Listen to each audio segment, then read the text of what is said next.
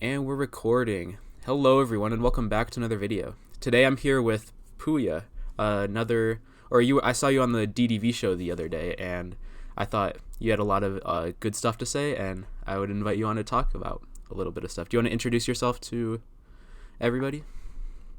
Yeah, thank you. Well, I'm Pooya. I come from Iran. I'm, of course, an objectivist. I got to know objectivism because of Raqqa. I mean, and, Raqqa was really happy when he heard us. Yeah. And uh, I live in Poland, Warsaw. I'm trying to run away from Iran. Yeah. Hopefully, my next step would be US if it will not sink into dictatorship, as Yeah. Pickup predicted Yeah. by that time. Yeah. Hopefully not. Raqqa was the reason that I became an objectivist as well for the main reason. It was after the Uh, Ruben episode. Was that? yeah, I remember you doing that. Mm-hmm. Um, well, I watched his Reacts channel, Yeah. and I used to watch his channel all the time. Mm-hmm. Because that was the reason, because I discovered objectivism, and I would watch all of his discussions. And a few days ago, I talked to him actually. I was really sick, and we talked a lot. I shouldn't have accepted to talk to him on that day, but I was too excited to because I was not well, but I was too excited to say no to him. But Yeah, for sure. yeah, but that conversation, I told him to not put it up because I said some nasty things towards Islam and Muhammad, and it was dangerous. I went off the track. Yeah. Yeah, so it was dangerous for me. So you probably not. You don't want to talk about Islam, or do you want to say a little bit about it? No, Because I know you came I from can talk Islam. about it. Yes, I can talk about it, but the thing is, I cannot insult in any way. For sure. Yeah. Yeah. So you grew up a Muslim, correct? Yeah. Yeah. So what was your Yeah, what was your experience with the religion and I don't know what brought you out of it, I guess. Okay. So I was a devout Muslim, and I was born in a family. Generally, in a family, siblings, everyone around me were kind of moderate Muslims, and I know that many people out there are saying, "Oh, there is no such thing as moderate Muslims," but Islam really differs country by country, because Islam. I discussed this with Raqqa. Islam is not as solid, as comprehensive a religion as Christianity. So, for example, Christianity here in Poland is Catholicism here in Poland is kind of the same with Catholicism in UK or US or anywhere else. It's Catholicism, but Islam, just not even taking into consideration the different branches of Islam, this is Shia and Sunni. Country by country, the rulers of that country have interpreted the Quran in a way to serve their own interests. So the kind of Islam which you see in every single country is different. Yeah, so I was born in right in the moderate Islam. I mean, my parents, they never went to mosque. They just there was like normal people, only that they prayed. That's the only difference. They did not although encourage me to become a Muslim. I became a Muslim because I was exposed to it when I was in school, and I since childhood I was a person who was taking ideas extremely seriously, and I never understood my parents at that time, and I still don't understand. Because they were middle of the roaders, so they basically agreed with the principles of Islam, not the commandments of go kill infidels or anything, but just principles of Islam. But they would not go quite far. They would not go and believe in the rest of the things Islam said. And I never understood the middle of the roaders, and I still don't understand. So if you have an ideology, go to the extreme, go follow the clues that you give. But of course, as we know in objectivism, it's impossible to be fully religious. It's impossible to be fully altruist, communist, whatever. Yeah, for sure. If you are fully consistent, you will die. Yeah, for sure. Yeah, no, I definitely can relate to that because I guess I grew up very Catholic, and I was like very much like very into my religion as well. And yeah, I just never have understood anyone who could be like say they believe in like Catholicism and not be like fully into it like in the same way I was, or like say you're an objectivist and not be like fully into it, trying to embrace the principles of objectivism. I think that's I guess that's just a different mentality from a lot of people, I think, because a lot of people are like very afraid of extremes, I guess. But I don't know. I feel like someone who's like more honest will like embrace those extremes, because that is like what consistent ideologies require. Yeah, I mean, and also when you learn about some ideology, it's really hard to push it aside. Once people learn philosophy, I mean, even religion is a kind of philosophy, primitive philosophy. But once you learn it, it's really hard. I don't know, at least for me, to not think about it, to just push it aside. But you know, I mean, in terms of objectivism, as you said, people will not go till the end of objectivism. Of course, many people learn the principles of objectivism, but the day-to-day applications is what they can learn if they go really deep into it and they really try to integrate the objectivist thoughts to their life and completely forget what toxic things that the culture taught them. And get rid of that in their way of thinking. Yeah, for sure. It really takes time for people who work, of course, I mean, for example, like me, and also study, and it's really hard. It really takes time. It really takes effort. But I was when I discovered objectivism in May 2019. I first heard what Rocca said about libertarians. And then I went, I don't know, it was kind of random. I opened Ayn Rand lexicon and I searched randomly for the word sex. And I read what Ayn Rand had to say about this. And when I was reading, my reaction was so physical. I mean, physically emotional. I couldn't sit. I had to jump. I was ventilating because I knew that all of my life I've been searching for someone with coherent ideas, and finally I found someone. Yeah. And first, all my life was the search of ideas, and I'm really happy that I ended up where I am. Yeah, that was definitely the case for me as well when I read like The Fountainhead or anything by Rand, just because like all my life there was like this strong desire in myself for like trying to discover what happiness is, trying to discover happiness. I have journaled so much when I was religious, and like now I've been, just throughout all my life I've been like journaling stuff, and you can see like just looking back at stuff like this desire to understand what happiness is.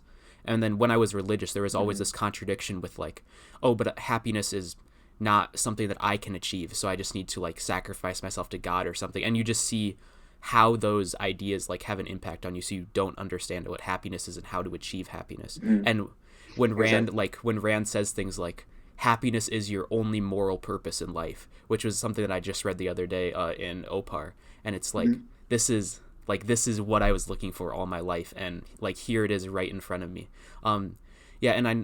So like growing up as Muslim, what sort of like ideas did you like grow up with that you feel like were really damaging to you? Because I know my personal context, like as a former Catholic person, like for me it was a lot of viewing man as weak and unable to achieve. That was probably the biggest principle that I had to overcome. But what for you was some of the biggest stuff to overcome from Islam? Well, I started to reject religion completely when I was gradually, but since I was 12, and gradually and completely until I was 15.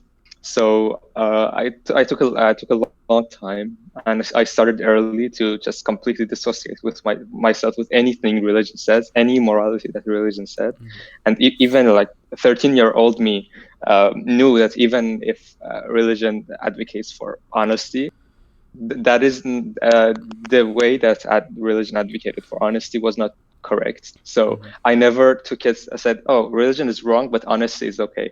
I mean, I was an honest person, but I never accepted anything religion said, anything. So it was a really easy task for me to completely dissociate with myself with the bad habits of religion. I have zero altruism, zero really. I don't feel bad with you know.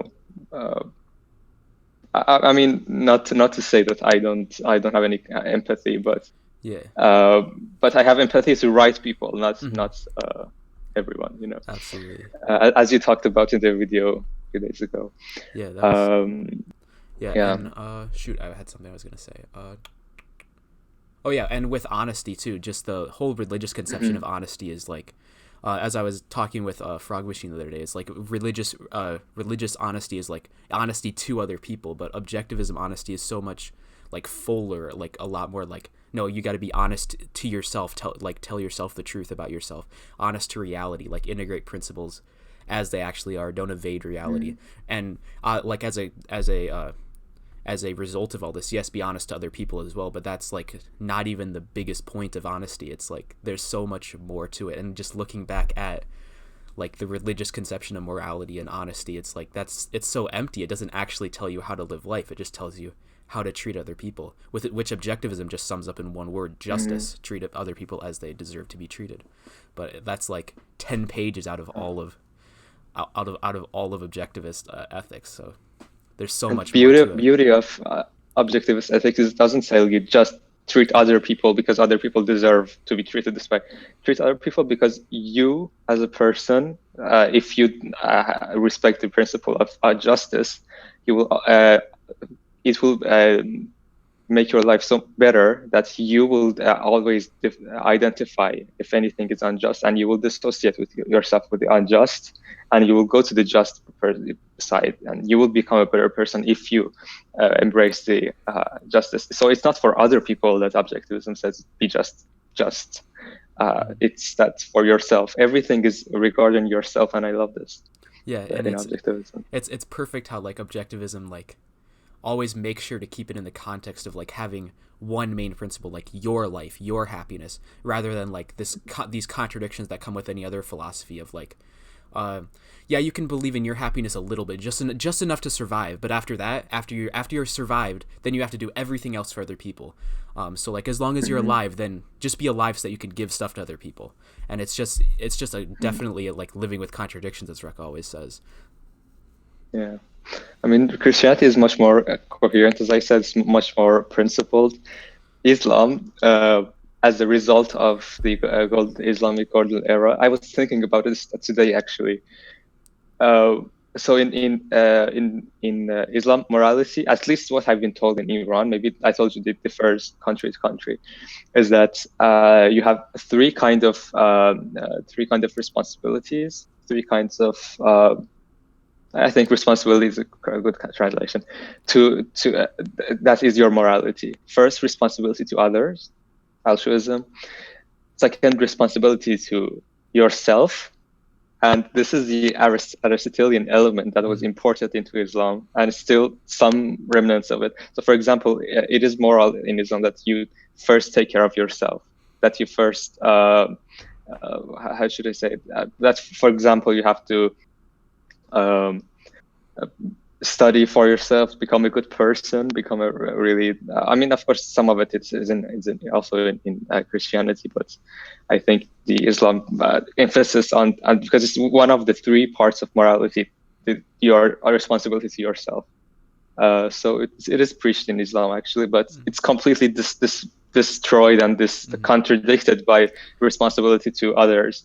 And the third one is the responsibility to God. So yeah, so those crazy people who go kill, they are doing it because of responsibility to God. So it's toxic either way, but this is really nice that I could see that such a such a Aristotelian element is in Yeah. Islam. But of course, I'm not any way even apologist, supporter, anything from Islam. I suffered more than I think 90% of people more from Islam. I have a really full heart. Yeah. I think it's also interesting how they like compartmentalize like these different aspects of morality. Like there's nothing like, Exactly. it's not integrated around one major principle. It's just all these like different compartments, like do this, and like how, like it's just like some balancing act, I guess. It's not like something that you can like fully consistently embrace. So in a sense, you can, like in such a morality, you can never really be moral because you like, there's not like one guiding principle. It's like all these different compartments that you have to like balance in the right way, and it's just not like a very coherent sort of philosophy, I guess. Yeah, because it doesn't correspond with reality. So if what you are preaching, the puzzles will not go into place. So you have to somehow ignore a part so you can put the piece in the point. So there will be compartmentalization in anything except integration. So anything except reason, Aristotle necessarily would be compartmentalized. For sure. One topic that I've written down because I personally don't know much about like the whole situation with Iran or like foreign policy and Middle East sort of stuff. So with the whole like Soleimani incident, I was like very confused about like what my position should be. I think Iran is probably like historically has been an enemy of America, but I'm not like super knowledgeable about the actual events or what happened. So what do you propose that the US should do about Iran, I guess, or what's your thoughts on the situation? Okay, so let me first lay out why Iran is the enemy of the United States. They say it themselves loudly that, yeah, we are enemy of you. Our enemy is the United States. But the thing is... Oh, you're pausing a little bit. Negatively. The worst thing about... sorry. Can you hear me now? Yep. You might be frozen still. Frozen. Probably give it a few seconds then. Sorry. Okay. It's sometimes the internet gets bad here. No problem. Yeah, I have a lot of problems with the internet with these conversations, but all right, I think it's good. So sorry about that. Sorry if I cut your train of thought off, but no problem. So I was laying out why Iran is the US's enemy, biggest enemy. Because not because what US personally does. What Iran does as a country. For example, Iran was not involved in 9/11 attacks. No Iranian was in the crew, the people who plotted the terrorist attacks inside US. So, as I read, there were one or two very small kind terror attacks in US, but they were mostly assassinations, not terrors, not from the Iranian government, because they know that if they mess with US, they would hit back. If they mess directly. So the way that they are most harmful to the United States, and they should have been finished 40 years ago, is they are an inspiration for other militia, other crazy Islamic groups around Iran. There are inspiration that, yes, you can have an Islamic revolution and throw away the rule of law, and build a society close to something that Muhammad had at 1,400 years ago. I don't know which century is it, 7th century, 6th century. So they're an inspiration, so they should be put down. So somebody might ask, okay, but Iraqi government, Saudi government, there are other Islamic governments. Egyptian governments are also Islamic, right? But they are not inspiration? Let me tell you why. Because none of them are enemies of the United States. None of them. None of them have the guts to be the enemy of the United States. Being enemy of the United States is inside Islam. So if I firmly believe this, if you are Muslim, to the extent that you are, the extent that you follow Islam, that you are a devout Muslim, you are the enemy of the United States and whatever it stands for, philosophically, on principle. But the thing is, they hate US. All of the Muslims, they hate US, and the ISIS, for example, they look up to Iran and say, look, this is a success story of a Muslim group, crazy group, that they built a country and they are openly against US. So we can be still openly against US and establish our own country. It's like kind of like domino. So if the first one goes, then the next one is easier. So this is how actually happened. So the first moment, the major flaw in the US policy, the first moment that Iran said anything against US, they should have been at least punished. If not a major scale Iraq war, they should have at least been punished whenever they talk badly. Like the Trumps recently, they talk badly, some nasty stuff about America and Europe. They should be punished immediately. Because it's a bomb. Sorry that I can say this. Because Islam is a bomb that you have to always keep the pressure inside low. So if you let one person throw a candle, if you let one Muslim say anything against Islam, the rest of the Muslims will follow like a domino. So they need to terminate the first government who is against US, so nobody else would dare to continue being against US.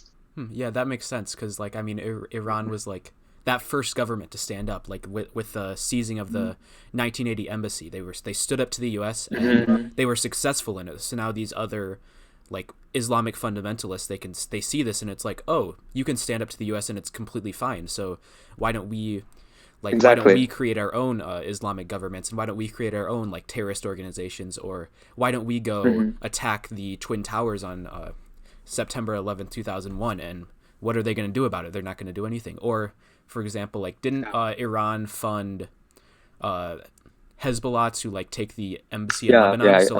So like if you're one of the Lebanese people and you see a US embassy and it's like, oh, Iran stood up to this embassy, so we can do the same thing and get away with it. And that's basically what ended up happening. And after 9/11, we just went and attacked Iraq, which was a secular government, or in Afghanistan, which I'm not sure how I feel about the attack on Afghanistan, but I don't think that was like the root of the problem in the same way that Iran and Saudi Arabia were. But yeah, what was my point? A lot of people, a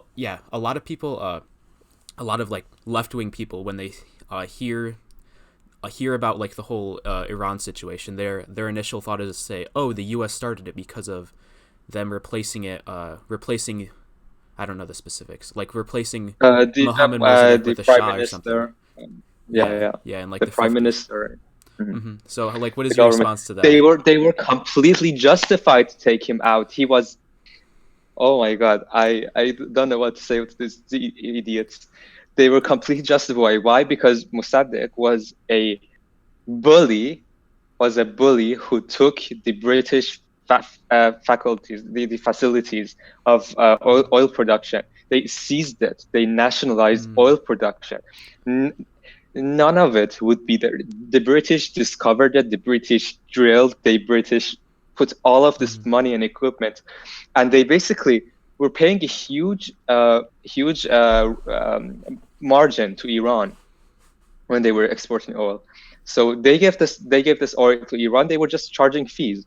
And these idiots, in the 1950s, the intellectual scene around that time was nationalism, right? The Hitler and the thing. So I think he was a person. He was actually he studied in Europe in 1920s, and that time absorbed all of the nationalism, terrible. I'm trying to not use any curse word here. Nationalism, and implemented in Iran.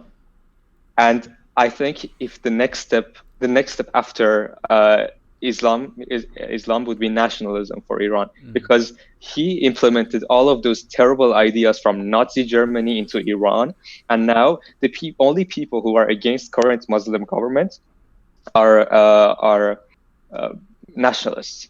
So, as I explained, the choice for Iran is either nationalism or Islam, tribalism. Both of them are tribalism. Anyway, yeah. I was explaining why US and UK were completely justified to throw him out. Firstly, Iran was not a right-respecting country at that time. I understand, because Iran was not completely industrialized. It was kind of medieval society, so it needs to take a certain time. People need to learn how to read and write. But he seized illegally all of the British facilities, and they were completely justified to throw him out. But the bad thing, after they threw him out, they didn't take back these facilities. So it's really, really stupid now that you think about it. You throw away the government, and now you're so practical. So pragmatic. Pragmatic. That you think, okay, we take them. We punish them by changing the overthrowing the government, but we will not take back our facilities. So it's completely madness. So I'm just to reiterate for people who don't know, Objectivism believes it is 100% right to initiate a force against any country who seizes American or not American specifically, seizes your country's property, somebody's property, your citizen's property. So you should take all actions against any country who takes your citizen's life and property. And they were justified in overthrowing him. Yeah, for sure. And also, I mean, looking at this, just like a connection to like objectivist ethics, kind of. Just this is that, or I guess politics too. But this is that whole idea that of like, if you're like a parasitical person or parasitical country has to rely on the good to produce their things, or has to rely on the sacrifices of the good to produce their things and to survive. Exactly. Because Iran was this country that wasn't really producing anything. It just had these British companies come in, these British mines come in and like take the oil out, and once the mine was used, once they took the oil out, then they just take it away, but then later, right after that, they just leave the companies there, and I mean it's just not smart, because it's like the good is like sanctioning evil essentially here, just sacrificing for evil, just saying no, you guys can have the oil, it's okay, and it's just like evil definitely relies on the sanction of the good. In this case, yeah, sure. I mean, it was a time in the British government. It was a time when I think, if I'm not wrong, the socialist government in UK took over. So I think the American side pushed for the regime change because of these seizures, but I think the socialist government in UK did not choose to reclaim the oil. I mean, it's stupid, terrible. So nothing in the world can justify Iran in doing anything they do. I mean, the only reason they are against US is because the previous ruler, the Shah of Iran, he was for US. So if they were rebelling to him, they had to rebel for everything he stands for. So that was basically the reason. So it's extremely stupid. Extremely stupid. Yeah, so if at the current time the US were to go in and basically take out the leader of Iran, take out all the like religious leadership in the country, what do you think would happen after that? Do you think there would be a new revolution that's anti-American, or what sort of things do you expect would happen in such a instance? Firstly, it will be so easy. It would take you one afternoon really to take Iran, because they are so pathetic, so weak. So I was reading this article written in Deutsche Welle. really amazing article that were explaining how Iran and North Korea, none of the missiles that they have, none of the advanced weaponry that they have is actually made there. So all of it is either exported there by China or Russia, which is extremely evil. US should have punished them. I mean, it's 12-meter jets. It's the 12-meter missile.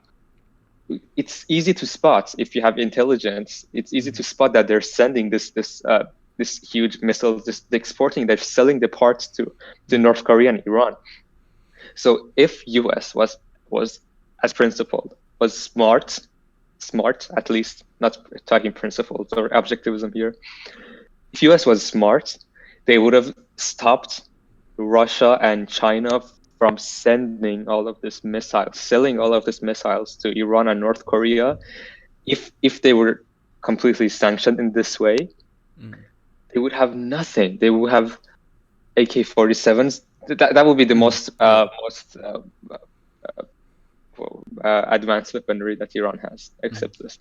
I mean, I was inside. I said it in the Diego's show. I was inside the military aviation. What is it called? The aviation part of military. Air Force. Air Force, yeah. I was Air Force in my city, and I saw that all of the human carriers and the helicopters which carry humans, all of it that they had, firstly, it was in terrible situation, and secondly, all of them were from before revolution, the carriers which US gifted Iran. Oh. So you see how evil is useless, how evil is pathetic if you just don't let them to thrive, if you just don't let them. Yeah, for sure. So once again though, like what do you think would happen like if we went in and took them out? Like what do you think would replace Yes, I have to answer. Yeah, all right. Sorry, I went on the tangent. You good. It was helpful too. I like that. Yeah.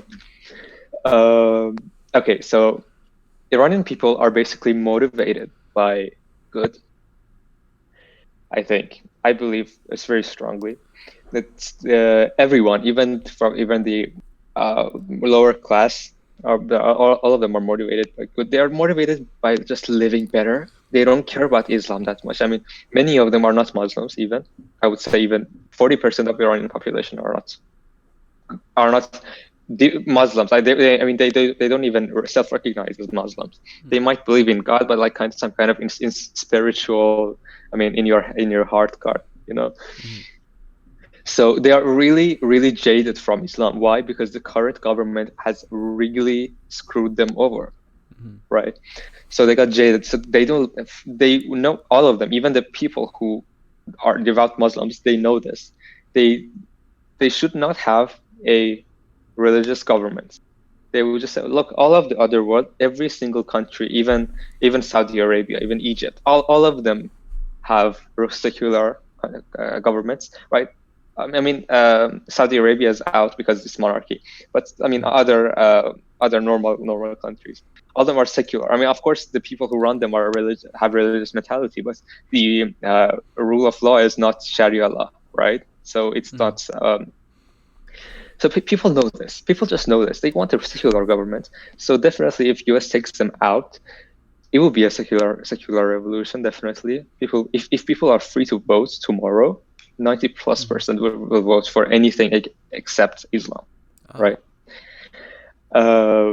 So it would be good, but the problem here, as I said in Diego's show, no good ideas are out there. No good ideas are being preached. So I don't know what will be the future. Most probably because the seeds of nationalism have been implanted into Iran since 1930s. So the complete majority of Iranian intellectuals are nationalists. All of the arguments are nationalists. So it will be something like, I don't know, something. It would not be Hitler's Germany, of course, because they're weak, but Yeah. I don't know. It was something pathetic. Definitely. Yeah. So I mean, that still seems, I don't know, if a nationalist I mean, I guess the whole like not liking the current Islamic government does explain a lot of the current protests and all the stuff that you see going on in Iran. But I don't know, Yeah. a whole like nationalistic type revolution, would that, do you think that would be better or anything worse than the current system? I guess it'd probably be a little better because you're not inspiring all these other like Islamic groups around the region. However, I don't think a nationalist, I'd be iffy about Well, a nationalist government. nationalists, they don't stand for anything. Mm. I mean, their only thing that unites them are just, country. I mean, the good thing is Iran is that it's not race, because Iran is extremely multiracial country. There are like 5-6 races divided in equal parts in population. So it would not be racism, but definitely nationalism. Or go back to Iran. Look at the Persian Empire at 2000 something years ago. Go back to your roots. So look, be proud because you are from the Cyrus the Great. I mean, this Yeah. stupid things. But I don't see how it would be against free markets, at least in the beginning. So Yeah, for sure. It could. So I guess it could be it's not slightly as better. bad. Yeah. Yeah. Relating to nationalism, though, I know a lot of like nationalists in America, nationalists like intellectuals in America, they point to like your current country, Poland, as like this ideal of nationalism. So what is your opinion on that? Oh my God, Poland. Okay, I'm going to get deported for this. but it's a terrible country. It's a terrible country in terms of people. It's a good country because it's freeing up and the economy is really booming. And women, the workforce are good. I mean, they're educated, kind of. But the people, God, the sense of life, the culture, how people. I mean, I see the spirit. I wish I didn't say this that thing to Raka about Islam, so he could upload my video. But I told this to Raka. The spirit of communism is alive in Poland. Ooh. I mean, just like a spirit of founding fathers can be sensed in US. Exact same thing. A spirit of communism. I mean, there is no the ideas of enlightenment are absent. The ideas of founding fathers are absent in US. The same that socialism is absent in Poland. It's just freer than any other country in Europe. Yeah, for now. Yeah. But it can be really felt. People don't trust each other. People don't laugh. They have a malevolent universe. They drink a lot. They unfriendly. I've tried to make friends with these people, but they're simply terrible. Simply terrible people. Yeah. Yeah, that's. I mean, I should not generalize. Because, I mean, if we're talking about people, I'm talking about majority. But of course, any the day of sense week. of life of Poland. Yeah. Yes. Yeah. People have free will, so anyone can be better than the culture. Yeah, for sure. They grew up in. Yeah. So, let me think. So like politically, I know because I remember watching this video a long time ago of like Stefan Molyneux talking about like Poland and stuff, and he's like, oh, this is like a majority white country, and I mean, look around, it's pretty great. And I mean, I'm not a white nationalist, but I'm an empiricist. That was a very famous quote from Molyneux. But what are your thoughts on that? Okay. People were chanting in the streets of Poland in the few months ago in the Independence Day, and they were shouting, "Poland will either stay white or become a desert." Oh. So they are really racist. They are, and I think one of the reasons that they really hate me is because I am racist. I'm indifferent than them. But they're racists in terms of that they just hate anyone who's not Polish. So even with Europeans, even, I mean, I have Italians in my job. As my colleagues, I have Portuguese as my colleagues. They even hate them. So they hate anyone who's not this. Extremely racism, but nationalism is even more important than racism. So even other whites from other countries are excluded. That makes yeah that makes and sense. it's a terrible country. It's nobody would want to live here, really. It's and let me tell you, if they open up, I mean they're kind of opening up. I see more and more foreigners here, but if they open up, they will be in any way better country, because like nobody would come to Poland to get free welfare state, because the welfare state is so small here that it's basically absent. It's like 100 euros per month, right? So it's nothing. So nobody can live through welfare state. So none of these Muslim immigrants, none of these, they don't come here. Only the people who really want to work, really want to become better, they come here. So I'm not saying the best are coming here, because the best, the most successful, the most intellectual, they're most probably going UK or US. They're going to have a better life standard, but decent people are coming here. Nobody's coming here for have a free living. So it's I think if it opens up the borders, it will be one success story of open borders without intervention of governments. So without welfare state. Yeah, that makes sense. I guess it's really really a shame how like all the more like open borders free countries like have such large welfare states, and then these like super nationalistic type countries like Poland, like they are like tiny welfare states, like they don't have those same problems with immigrants coming in to like so like they would be the ones getting like the best immigrants coming in, but they just are like, no, we don't want those. And then the countries that are like, oh, we're gonna get like that are gonna get like the people who will come to be on welfare, I mean that's just they're just like, oh yeah, everybody come in, everybody come here. And it's like it's such a weird sort of reverse, I guess, of how things should be. But I mean, I guess in America though, like the problem with welfare and immigrants is definitely a lot smaller than people say it is, though. I think that's definitely, I mean, there's an extent to which it's not necessarily, or which is a problem, but like illegal immigrants or immigrants before they're citizens technically can't get on welfare. So I really I'm would turn jealous. Really, it's injustice that I see so many. I'm sorry, but stupid people go to US so easily from, I don't know, Iraq. I'm not saying that all Iraqis are stupid, but the stupid people of Iraq, stupid people of, I don't know, some of these S-hole countries, as Trump said, they will easily go to US, and I have to suffer so much as an Iranian, because I'm banned from US, Oh, you're banned from America? Countries.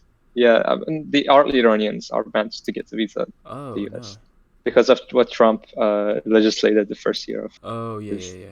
Are you still technically like an Iranian citizen, or? Yeah, unfortunately. Yeah. That makes sense. That's really the Reaper back of my head all the time, threatening me. So I don't want to go back to Iran. For sure.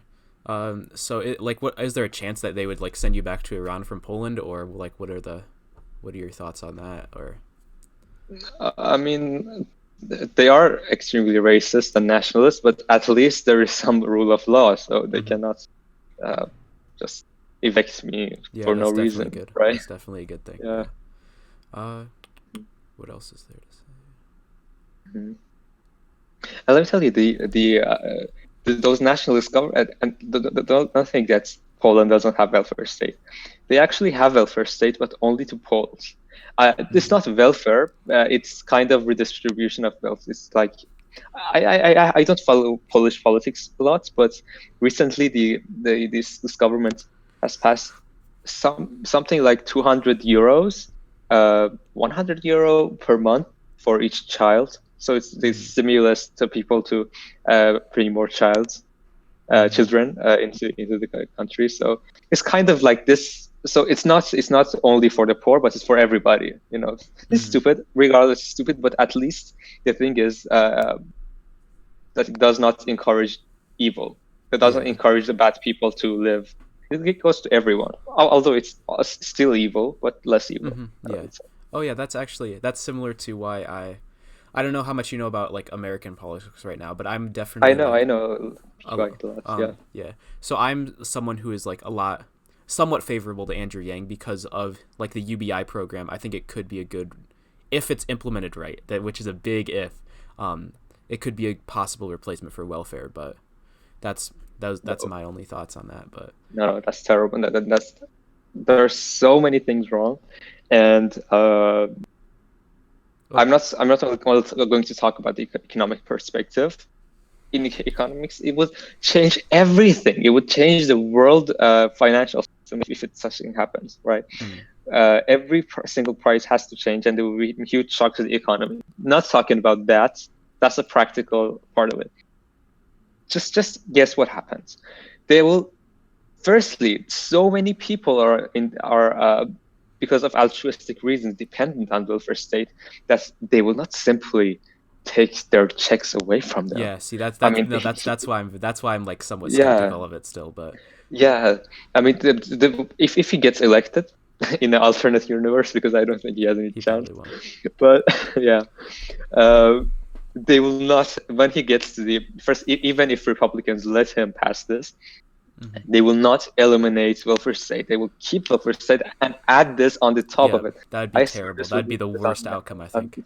Yeah. I don't know. So, I think I don't know. There's some aspects of where I hear him talking. It's like, oh, he might want to replace a few things, but I guess like in general, I'm still I think I'd probably vote him. He'd probably be the only person who I would vote in because I think there's some sort of like chance of a change with that, but I'm not sure. Don't you prefer Biden over him in Democrats? Ooh, I don't know. I don't know enough about Biden. I guess Biden. I mean, the good thing about Biden, also, Euron talks about this, that if Bernie gets elected, it's also good because he's such a goof that he cannot do anything. Republicans will not let him do anything. I mean, Americans, as perverted they are from their original path, still, nobody accepts. Still, socialism, I think it's a dirty word in America. Yeah, for sure. To most people, so they will not go put up with this. So I don't. In terms of damage, I think if either Biden or Bernie Sanders, it would be best. They would be best. But one of the worst would be Elizabeth Warren. Yeah. She's a genius. I mean, not genius, but I wanted to say she's not genius. I'm sorry, it's a bad word. She's a really evil, not genius, because you cannot be evil genius. No one can be evil genius, because if you have actually a functioning mind, you will see, you will use the good epistemology, good metaphysics, and then you will arrive at reason. So you don't have to be evil if you're a genius. Anyway. Tangent. I think Elizabeth Warren. She is. They are the first, as Euron said. They are all of the financiers, all of the Wall Street. They're terrified of her. Yeah. Because she's like Trump economics, but on steroids, right? Because she talks about. Oh, on the day that she started talking about the patriotic economics, national, something like this, national economics, something. I forgot the slogan exactly, but it was. I think I know what you're talking about, but I don't know the specific name for it either. But yeah, I forgot it. It was a good name. She put for America. So basically, it goes back to protectionism. So Trump's. Oh, you're cutting out a little bit. Take it further, a lot further, and there will be irreversible damage. My principle. You're frozen. Yeah, you're cutting out a little bit. Okay. Oh. You're there still, but I can hear you a little bit. Yeah. You're just frozen on my screen, but I can still hear you for the most part. I think. You are also frozen, but if you wait a few seconds, I think it will go away. Yep, No? there we go. Okay. All right. So I don't want to be the only person talking here. I also want to hear your ideas, but let me tell you this. Peikoff, in his, I don't know if it was podcast or not, but I listened to a lot of Peikoff. Peikoff is really great. He said, we are at this point. We are at the point that we have to choose the person who will do us less immediate damage. So he said, although Republicans would be the most destructive in long term to America, the Democrats can be the short term, can be the immediate threat.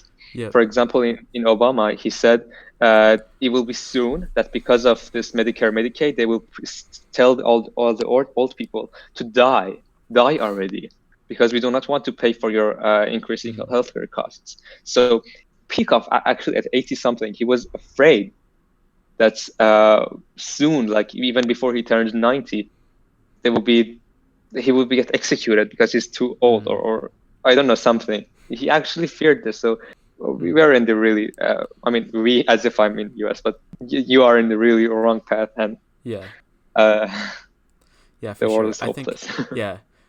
So for me, when it comes to just who I want to vote for, I guess I agree with you entirely on Warren. I think Warren would be probably the worst possible, because she is like efficient at getting stuff done. She got the Consumer Financial Protection Bureau created, and like she politically has been very effective historically, and she will do anything to get her way. She can lie, she can do anything. Like she lied about her heritage. She said she was part Native American so that she could get some like something related to like a law job or something like that.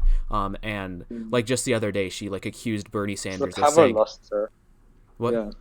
She's the other power luster. Yep. And just the other day, she accused Bernie Sanders of saying a woman can't become president, just to like accuse him of being sexist. She was just trying to like, she will lie and do anything to get power. So I think she is probably the worst possibility. I think Trump is also a very, very dangerous possibility, because I mean, already over the last 4 years, we see how Trump has like emboldened the Republican Party to shift more and more towards nationalism, with people like Tucker Carlson and other like right-wing people who have gained a lot of prominence under Trump. They should really take a trip to Iran, live there, and they see what they really are advocating for. You just see how Trump has emboldened the nationalists, and a lot of the religious nationalists too have been emboldened. Like Nick Fuentes came up during the Trump presidency, I think Bernie wouldn't probably be as bad as Warren, but I still think he would be pretty bad, because he is very, very consistent in his like advocacy of socialism. So I think he would. Consistent you are. Sorry, I think it cut out. The more consistent you are, the less powerful you are. That's that's why he's better. Depends. Right? I think if more evil. Yeah, I think if Bernie were to be president, he could get like certain things passed just because of his consistency and how hard he would fight to get certain things passed, and especially if he gets a Democratic Congress. If he had a Republican Congress, I think we would see like nothing happen for the next couple of years, which would be definitely a good thing. But if he got a Democratic Congress, he would he would be able to get Medicare for all passed. He would be able to get everything that he wants passed, pretty much, just because he would be very effective, just because of how consistent he is and how much power he has with the base, because a lot of progressives, like Bernie Sanders, is their guy because of his consistency and because of how much he agrees with them. So I think I differ a little from Yaron, because I think Bernie would be a very dangerous thing, but I think Biden probably would be like very much status quo. Nothing would really change. And I think Yang is kind of risky, but there is a chance, I think, because I think there's a chance that Yang could change things to be a little more positive, because the thing about Yang is he doesn't really believe in like corporate taxes. He doesn't really believe in income taxes to the same extent as a lot of other politicians. He more prefers like consumption taxes, like a value-added tax, which is a lot less a lot less damaging than an income tax or a corporate tax. Although it's still bad, I definitely think it's bad. I think it's I don't think a it's lot less damaging than corporate taxes, I really. don't know. I don't know. It has would to you be prefer proven would you prefer a economics. sales tax or any sort of consumption tax or income taxes? That's I don't I know know. it's a I mean, bad that's the question. thing. That's It's a the thing. lesser of two I, evils I, thing, but I'm studying economics, but I'm not that's sophisticated yet to answer this. But I mean, if we're taking Keynesian economics, which is completely wrong, it would say definitely consumption tax would be worse. But the thing is, I think it might be, in terms of GDP, actually worse to have a consumption tax because there's a concept in economics that if you tax a good, you will not lose the only amount of taxed amount as lost traded value. You would have the taxed amount and some 20%, 30% external amount, which is just burned, which is not collected in taxes, which is just burned yeah, possibility. deadweight So loss. Yeah. I could have deadweight loss, yeah. So Yeah, I mean that's also that like way, the case with like any sort of taxation. There's always going to be deadweight loss with different taxes. So, I guess I don't think how it can be with income tax because it's just everything you have less, sure, but right? like I think in the like with the income tax in the long term or like corporate, I'll do corporate taxes first because like if a corporation gets taxed, like that money that it gets taken away from them is that much less that they can invest in the future economy. So the corporation will grow a lot less. And I think like cutting investment is a lot more damaging to an economy than cutting consumption, which is what I think a value added tax would do more. Yeah. I mean, US should look at Europe, completely not do what they're doing Yeah. as their guide. Mm-hmm. Can you believe the quarterly growth, economic growth of Eurozone was how much last year in the second quarter, I think? It was 0.2%. Ooh, that's not good. It not one country, not one country, but like 400 million people. I don't know how much, 300 million people, 400 million people. 0.2. I mean, the bigger the country is, the more pathetic it is if you don't grow, because Yeah. there will be new people will be born, new immigrants, new businesses, everything.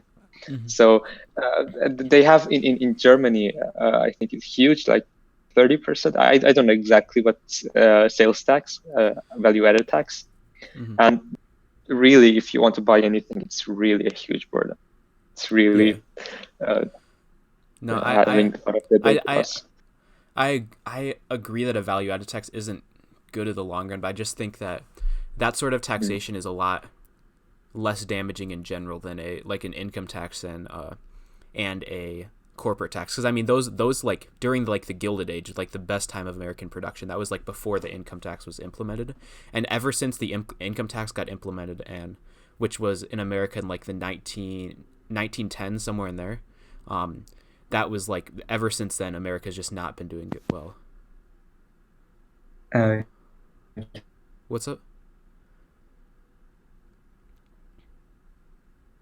Oh, I close off for no reason. Sorry, I can hear you now. Please, right. please. Oh, you're cutting out a bunch now.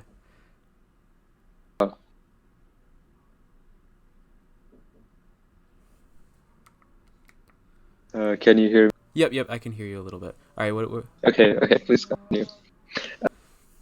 All right, so where was I at? Shoot, I forgot where I was. Shoot. Sorry. No, you good. You were saying that that's before a income tax implement. Oh yeah. It was so. Yeah, before, like, America historically, like when we were founded, that the only real taxes that we had in place were consumption taxes, which were Euron talks about this too. He's like it's more what's the word, like it's a regressive tax and not a progressive tax. So like the higher income people actually like will pay less, and as you go down, like people will generally like pay more, I guess.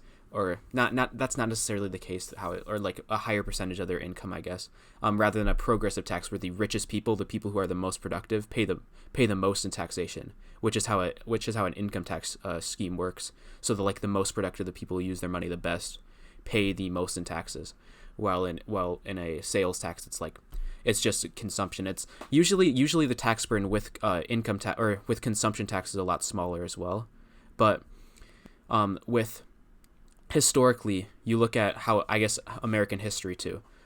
Like when we were founded, we had a consumption tax generally. That's how all taxation worked. But then in like the 1910s, we implemented an income tax, and ever since then, I mean, we also implemented a Federal Reserve at that time, and ever since then, I mean, American history economically has just been on the downturn, I think. The 20th century was disaster. Mm-hmm. Yeah, from the beginning.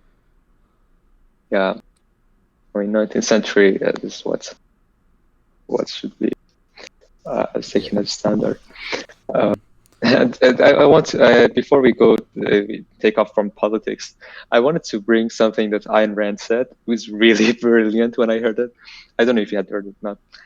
She said, if you hear that something bad in politics, something bad has happened, know that it is from Democrats. If you heard that something god awful has happened, you know it's from Republicans. Yeah. So the thing is, Democrats, they always take bad steps, but the Republicans are the people who always take the first step to the new kinds of I don't know, degeneracy, whatever. Yeah. I cannot find the word. Yeah, for sure. Because Republicans are the people. Think about it. I'm sorry, your voice is a little bit late, so I keep cutting you off. I don't mean to cut you off. All right. Please continue. All right. Yeah, Republicans are like the people who basically will like advocate for capitalism, claim for capitalism, but it's in the name of altruism, and they like subvert capitalism at every turn, and they're terrible advocates of capitalism because of their altruistic premises. So like you see people like Paul Ryan who will hold up Atlas Shrugged as this great book on one day, and then they still go to church every Sunday, and it's just you're not accurately advocating for Ayn Rand and for capitalism. So like stop doing it. Like stop advocating for capitalism if you're going to do it so badly. You just discredit the ideas and lead the way for a more nationalist to come in the future. Yeah. I mean, Peacock gave examples of how the first step towards terrible policies are always taken by Republicans. I mean, look at the Obamacare. Who was one of the founders of Obamacare? It was Romney, right? Because it was originally called Romneycare. Yeah, Romneycare. So see, I mean, the only thing that conservatives are for are, I don't know, stupidity. Yeah. Or for, I don't know, religion. But I mean, extremely. I hate conservatives. I hate them. They stand for nothing, and they have such a pose.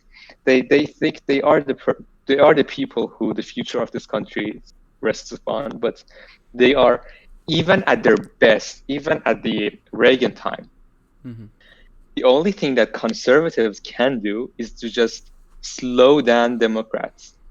What does conservatism? It's just conserve. It's to just put a brake on this going train to the doom. Just put a brake a little bit slower. That's at their best. At their worst, they push the whole train, I don't know, 1 kilometer further into doom, and it's so. I don't know. If you're a conservative watching this, which I don't think so, you should stop. Really, you should read Rand. Yeah, go read some Rand. Become a decent person. Yeah, and I mean that like a lot of objectivists too are very like positive on conservatives. Like just look at like the whole Brandon Cropper wing of objectivism. They are like very much we need a big tent to get and catch conservatives in there, catch the libertarians in there too. Let's just have all these people, because I mean we all agree essentially. I mean what's the big difference between us and the conservatives?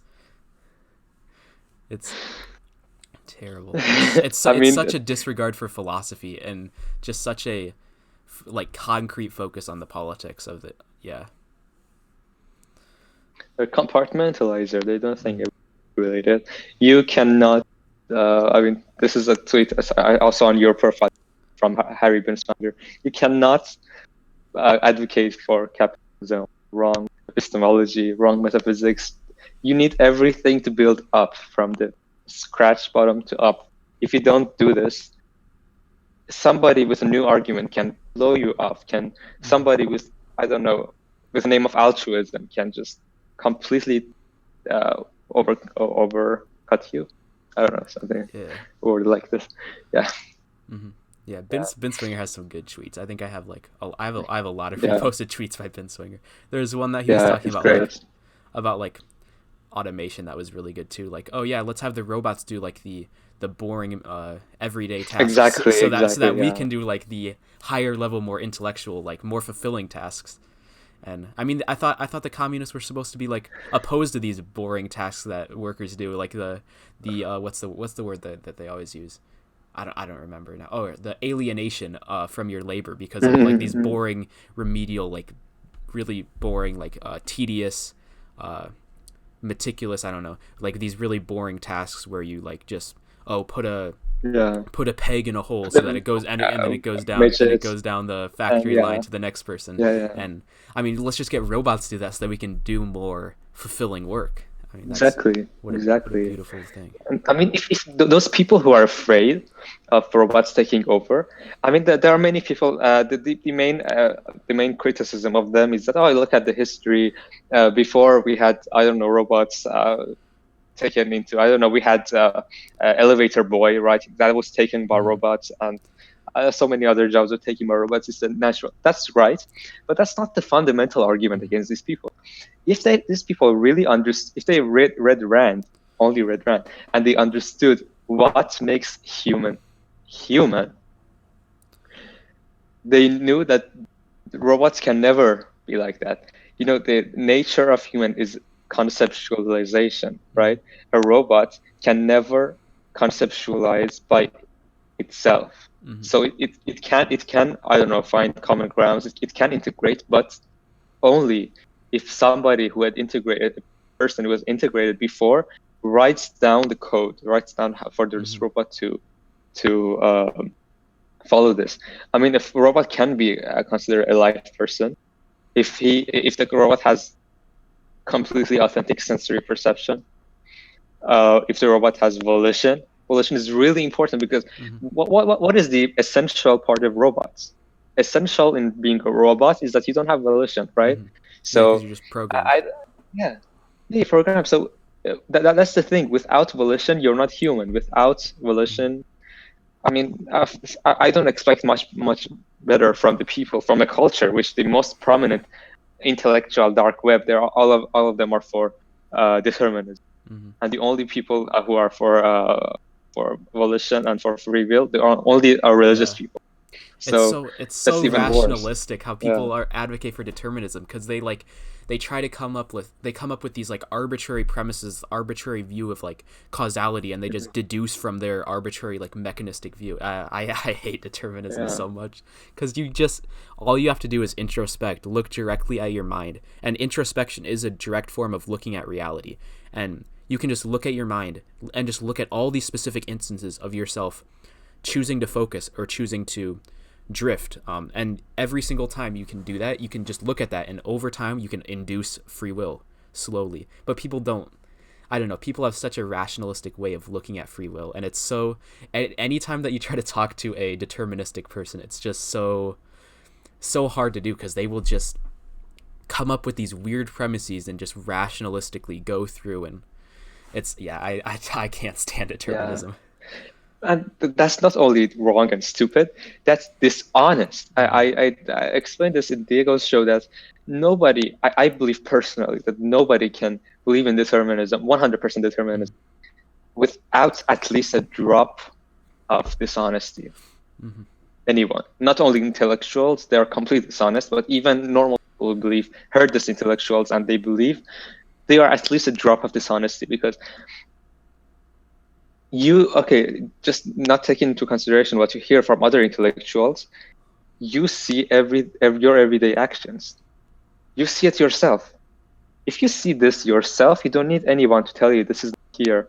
You see it. Why don't you trust your own senses? Why are you a puppet of this idiot intellectuals who come up with brilliant ideas? Of course, the nationalism, the Hitler, all of them were brilliant ideas of these intellectuals. I mean, everything we have is wrong with America today is because of the 20th century intellectuals, except Ayn Rand, of course. All of them. I mean, take into consideration even a good one. If you ask the people for capitalism, they say, name a good intellectual other than Ayn Rand. I'm saying Milton Friedman, right? Mm-hmm. But the thing is, I used to admire Milton Friedman. I used to admire him. He was one of the reasons that inspired me to go study economics. Mm. And I realize now he was such a dishonest, condescending. I don't know. Cannot find the words, because let me tell you why. He was asked, if you go see his interviews in the Uncommon Knowledge channel, that's for Stanford University, his interviews there. There are two interviews. The one is which is earlier. He tells that the host asks him, "Oh, what are the functions of government?" And he starts saying, "Oh, we have kind of a radical function of government, Randian like functions. But I think, yes, the government should be judiciary. I don't know, the exact same things as Rand, but without the principle of non-initiation, of course." So he stole everything from Rand in terms of not economics, but in terms of what the proper function of government. He stole everything, and he did not give zero credit. He introduced his own mistakes, and he dismissed Rand. Mm-hmm. Yeah, that's how a lot of these libertarian thinkers are. They just take a lot of stuff from Rand, and then they dismiss her like fundamental premises.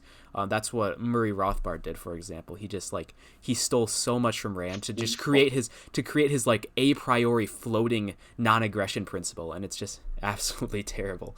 And also back to determinism, there was one more point that I wanted to make on there. Every time you talk to a determinist person, every time they'll say something like, "Oh yeah, we all have to believe that free will is true, but it's not actually true. It's just an illusion. We shouldn't believe it, but we all have to pretend as if it's true." It's so stupid, but yeah. I mean, how do you know that? I mean, in terms of if you want to talk philosophy with them, okay, how do you know that's not true? If you go back, you have to know that from sensory experience. If you accept sensory experience, then you see that you have free will. So it just undercuts itself. The argument itself undercuts itself. So that's the brilliant thing that Rand found. I mean, it's in Opar that says names it a Rand's razor. Any idea that you have, you have to go back to the fundamentals and see if the ideas that the thing that you're saying does not contradict the fundamentals of you, does not reverse the timing. For example, it's really interesting. I don't know if this philosophy talks are interesting for you. I mean, of course, it's interesting for you, but interesting as a subject here. But very briefly, I want to say this: it's really, really, really beautiful. I mean, I'm trying to encourage people to go study objectivism. Everybody came across this question: how do you know that you're not in a simulation by an evil scientist, and everything you do, the world around the simulation? And if you try to say anything, they will say, "Oh, but anything you say doesn't matter because you're in simulation," and the thing that you say are programmed by the scientists. The thing is, this person who advocates for it, this person who asks this question, takes for granted that there are scientists, there is evil, there are computers, scientists can go mad. So all of these are presumptions of this question, right? How did you get the concept of scientists? Tell me, how did you get this concept? If you go back you got it from reality. You got it from seeing some people in the lab clothes and studying, and then you say, oh, these are scientists. So you learned, okay, this is what a scientist looks like, and then you came to here. So everything you have comes from your perception. You can have no argument. That's what Kant does. Kant says, oh, you cannot. We do not know if we live in a real world. What do you mean? What is real? Tell me what is real. What does the word real mean? You have to get it from perception. So that's a logical argument to completely throw off Kantianism, throw off all of these stupid evil ideas, and that's really beautiful. I think it's really inspiring. All of those ideas just make everything like so unclear when you try to think about reality. Like if you just think, no, my senses are valid, and I perceive reality, I have free will. Like if you take your senses for what they are and stop like questioning them and all that stuff, like everything becomes so much clearer. Reality becomes so much easier to think about. And just like mental clarity that comes from objectivist philosophy is so valuable and so important to have. And you talked about clarity here. I don't know if Diego answered you on the video that you answered Diego on the day that I was on Diego's show. You remember your response video? Oh yeah. Did he answer you? He never like made a response to the. He said it was a. Yeah, he said he liked the video, and I don't remember he didn't really like argue anything against it. He said it was well produced. Yeah. Okay, so let me argue here. I wanted to get here to tell you how I mean to have a response to your response video. With you, of course, that's just the best kind of response video. I mean, the response video which the other person that is absent, they cannot defend themselves. But with here, if I say anything that you don't agree, please tell me immediately, because we can both find clarity in arguing each other. And I also, after that, I want to mention the idea that Diego told you that you should not debate non-objectivists, and you say I like to debate them because it gives clarity. I also have something to say, but first, let us go to the topic of volition, as I told you. So Peikoff in the series of lectures named Art of Thinking says in the first section says the lecture is named Volition as a Means to Clarity, and he says. Basically, I'm repeating it for the audience which may have not been completely following it. He says that you have to forget what you know. You have to put your current way of thinking aside and take objectivist doctrine as dogma. Right? Take it as dogma. When they say, for example, the question morality. Of objectivism, many pragmatists. I was a pragmatist before. When I was reading listening to the lecture of Peikoff talking about why you should act on principles, I did not agree. I said, "Oh, what are you saying?" But if something works, it works, right? I don't understand what is wrong with pragmatism. I didn't understand this when I was learning objectivism, and that was the exact same problem that Peikoff had. The thing is, how you think currently, how you think, not you specifically, anyone who is not completely into objectivism, how you think comes from your culture, how you were brought up, what is your notion of logic, your childhood habits, the things that you have been taught in college. So how the method of your thinking, because not you, but especially everyone, is so corrupted by the culture that it's wrong.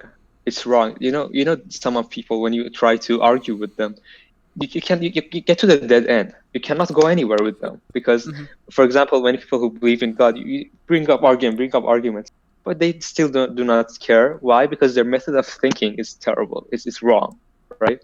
Yeah. For you to get a good method of thinking, because it's really inherent in you. It's hard to put it aside.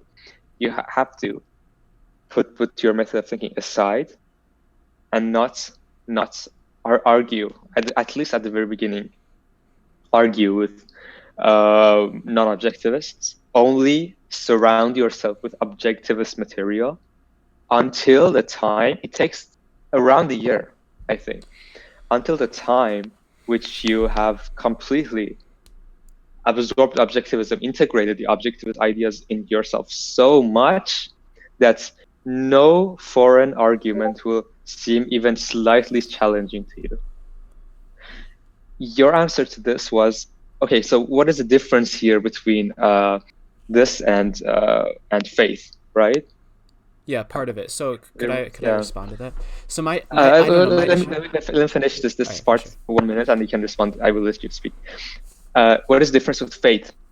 The difference is that faith tells you see something, and faith tells you not to see it, and forever you go, right?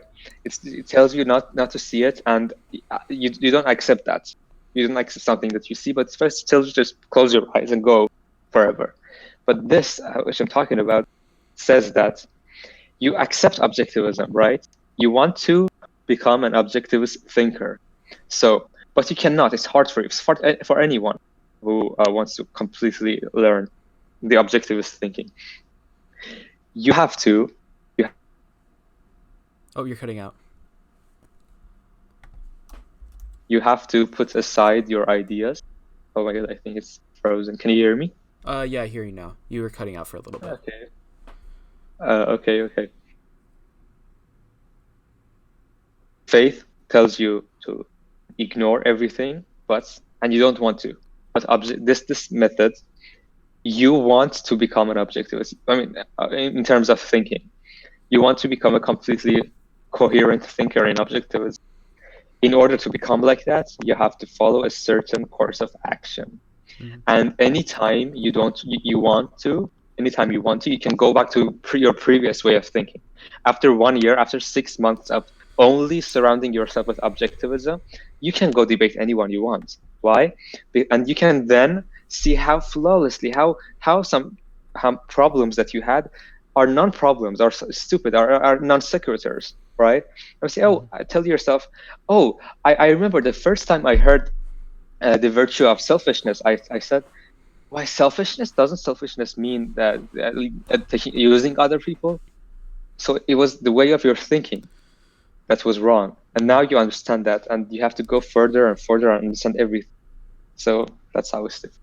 So please go on. Sure. So I don't know. My issue with that whole like accepting it as dogma is basically just this idea that like these ideas are in your head. They're things that need to be overcome, and I don't think the best way to overcome them is to push them away and like throw them out. I think you need to address them head on, because if you let them stay in your subconscious and you let them clutter up your subconscious and just like push them away and don't actually like overcome them, they're going to come up later for you to have to overcome. If you don't respond. That's great. That's the goal. They have to come up later. That's what I'm saying. That's what Peacock is saying. But they're still going to be in there and still going to be integrated in your mind. Of course, they're going to be in there, right? But after a few months of only objectivism, they were going to come up again in your mind, and one by one, you can take them out one by one. This is a huge clutter of ideas, huge nets of ideas.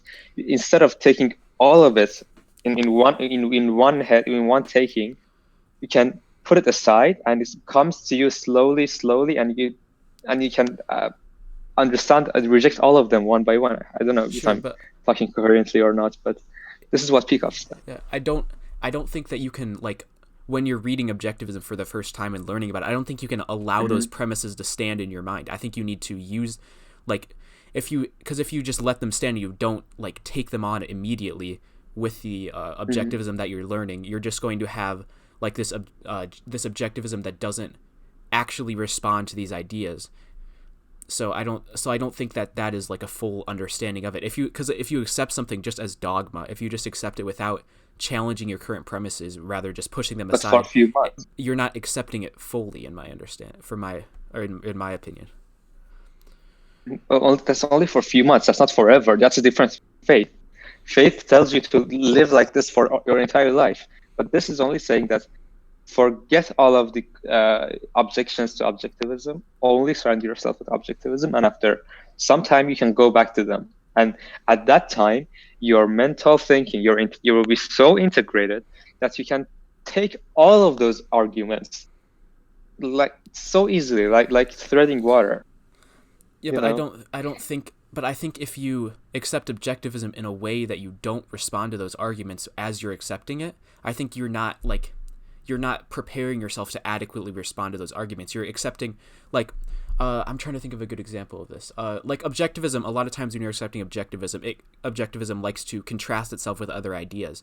And if you don't respond to those ideas that you're contrasting yourself with in their strongest form, I don't think that you're actually like responding to them in an adequate way. I don't think if you have certain ideas, I don't think if you're responding to them in their strongest form, you've actually overcome them. You'll just have this straw man attack on these ideas without actually overcoming them. That's the thing. Like, objectivism has all the answers, right? But the thing is, you cannot start. How should I say? Yeah.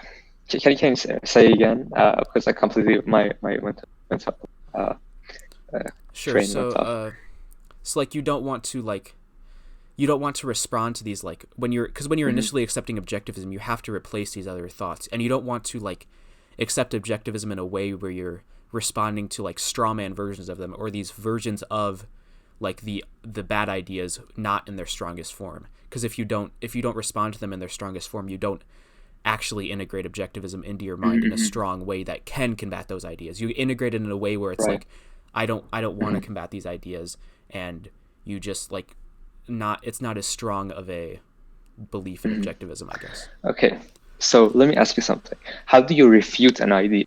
Any idea? You refute it by your own thinking, right? Mm-hmm. By your own method of thinking, by your own arguments, yourself, that you bring up yourself. What do you respond to a person who says, "Oh, selfishness, that's just screwing everyone over"? How do you respond? You know this very well in your mind. It's integrated in your mind that how selfishness is not at odds with good reality, good life. How selfishness is not at odds with other people. You know this, and you can answer. But the thing is, this part has been integrated in your thinking, but without a proper hierarchical thinking, you cannot answer those questions. You should not be advocating for objectivist ideas before you completely understand everything. I don't know if I agree with that, because I don't think if you're learning something, if you're trying to learn something and you don't question it as it's coming into your mind, it's not as solid of an idea that's coming into your mind. Let's say you're accepting a selfishness and you never really as you're accepting, you never really think about, oh, but what about or you never respond to that criticism of the idea that, oh, selfishness is or that other people think that selfishness is lying, stealing, and cheating. And let's say when you're accepting objectivism, you never mentally respond to that idea. So then you don't actually have as good of an understanding of objectivism, because you don't understand why the objectivist conception of happiness is differentiated from these other definitions of selfishness. Okay, the thing is, the answer to that question, that's isn't selfishness lying, stealing, and cheating, is already out there. Pick off Ayn Rand. They answered this, right? Yeah. So you have the answer, but sometimes it might be difficult for you to find answers by your own thinking. For example, let me ask you this. Ayn Rand, in The Virtue of Selfishness, says that the interests of rational man do not clash. So isn't it a little bit confused? Isn't it a little bit strange for you? I mean, it was really strange for me. That's okay, but there are some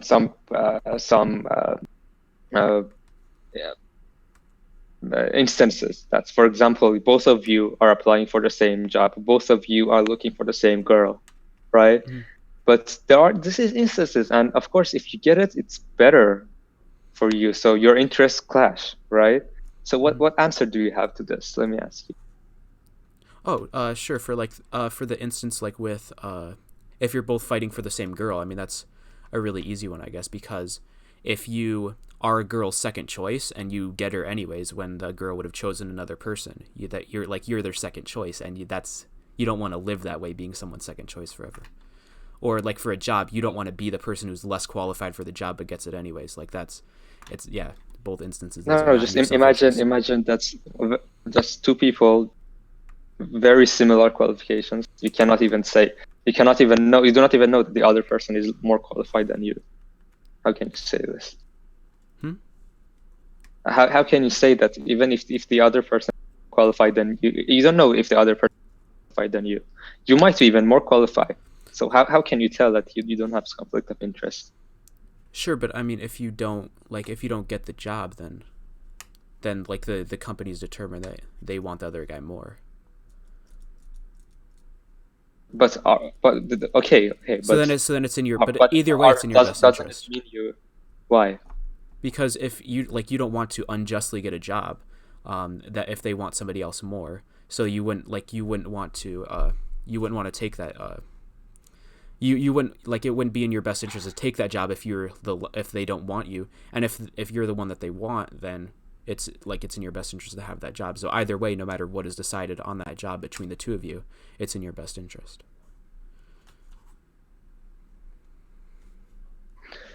But you do not explain why is it exactly to my best interest? Wait, well, how do you explain it? Okay.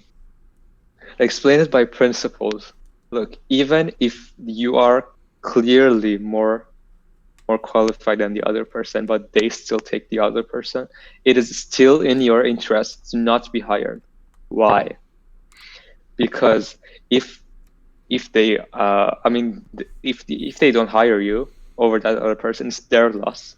But if you say, no, I'm going to do something, that they will hire me, not the other person. So I have conflict of interest. I have to protect my interest. If you do that, you are basically questioning the whole principle of private property. And without that, you cannot have your own property, and without that, you cannot have on your own life and happiness. So you can just easily find a connection from there. Yeah. So how do you integrate this concept into your mind if you don't hear, how do you fully integrate this idea of there's no conflicts of interest between men in your mind if you never hear this question of, oh, wait, but what about the two people who are applying for the same job, or what about the two people who are fighting over the same girl? How do you ever fully integrate that in your mind without hearing any sort of questions of doubt about it? Okay. I do this by not listening to these objections. I had a ton of objections when I started Objectivist. But you're hearing these objections and you're responding to them. That's my whole point. It's the idea that you have to, you can't just accept a principle and never hear questions about them and never hear objections to it, because otherwise you're not fully integrating it. You're not integrating it as strong as possible by connecting it to other things and responding to ways that you could question it in the future. Because I mean that is very similar to religious thinking. Because with religious thinking, you just have it in your mind and you never really doubt it. So then it's like an arbitrary premise. So then every single doubt about religion would become a credible doubt that leads you to doubt basically everything that you believe. But with objectivism, you should look at each thing and question it, so that you have a full understanding of why objectivism holds up to these other philosophies, rather than accepting it as dogma, basically, as just some principle disconnected from reality without any way to respond to these other sort of assertions. Mm-hmm. Look, so that's I find another way to prove this to you. So that thinking is hierarchical, just like values.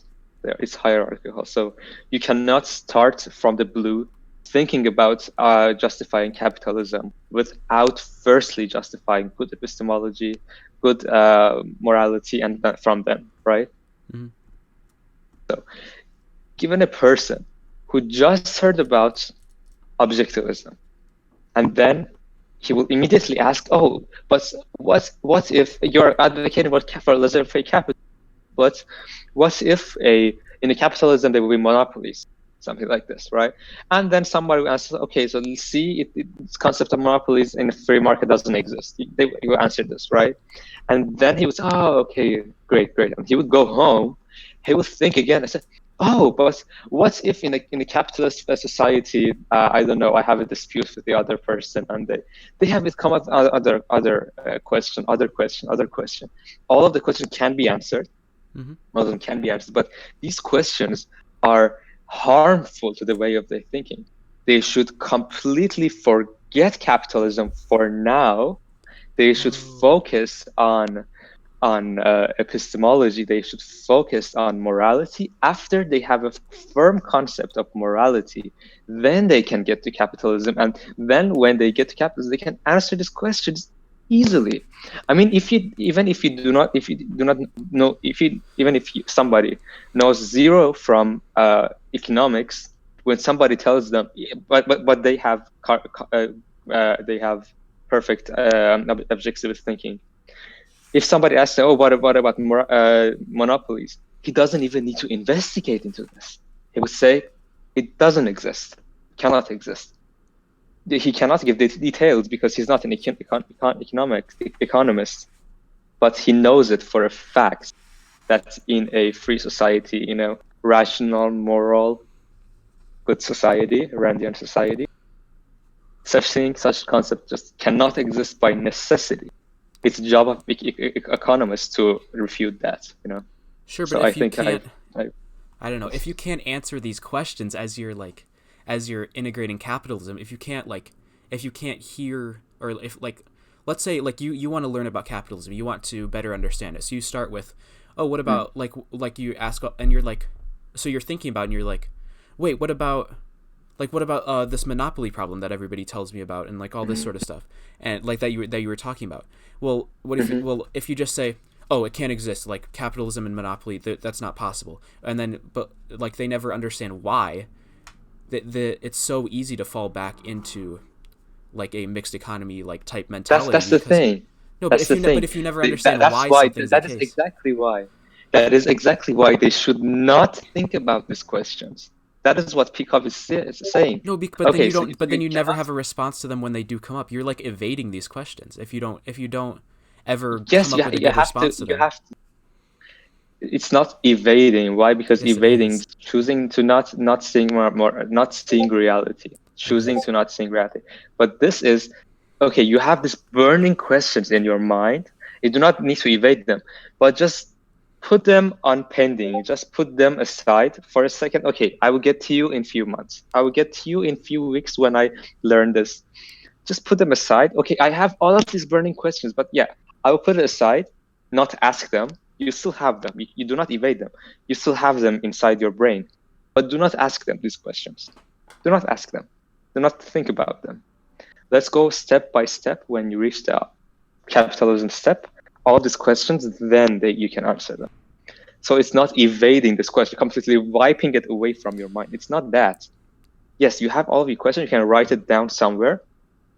Wait after you learn everything. Then you can open the book of your questions and answer one by one. Sure. I don't know. My only okay. There's an extent to which I think that's okay as long as you are trying to deal with those questions. I don't like the whole I just don't like that whole rhetoric of saying, "Oh, accept this as dogma without question." That's a very religious way of thinking to me, because it makes the issue is it makes it sound as if you're not asking these questions. But I think there's a very good purpose to asking questions and questioning material that you read when you're reading it, because that is how you can come to knowledge. Because reason is a process of thinking about things, looking at reality, questioning different things that you like initial assumptions that you make, and just so that you can better understand it, looking at things, questioning them, so that you can better understand it. And I think the whole like idea of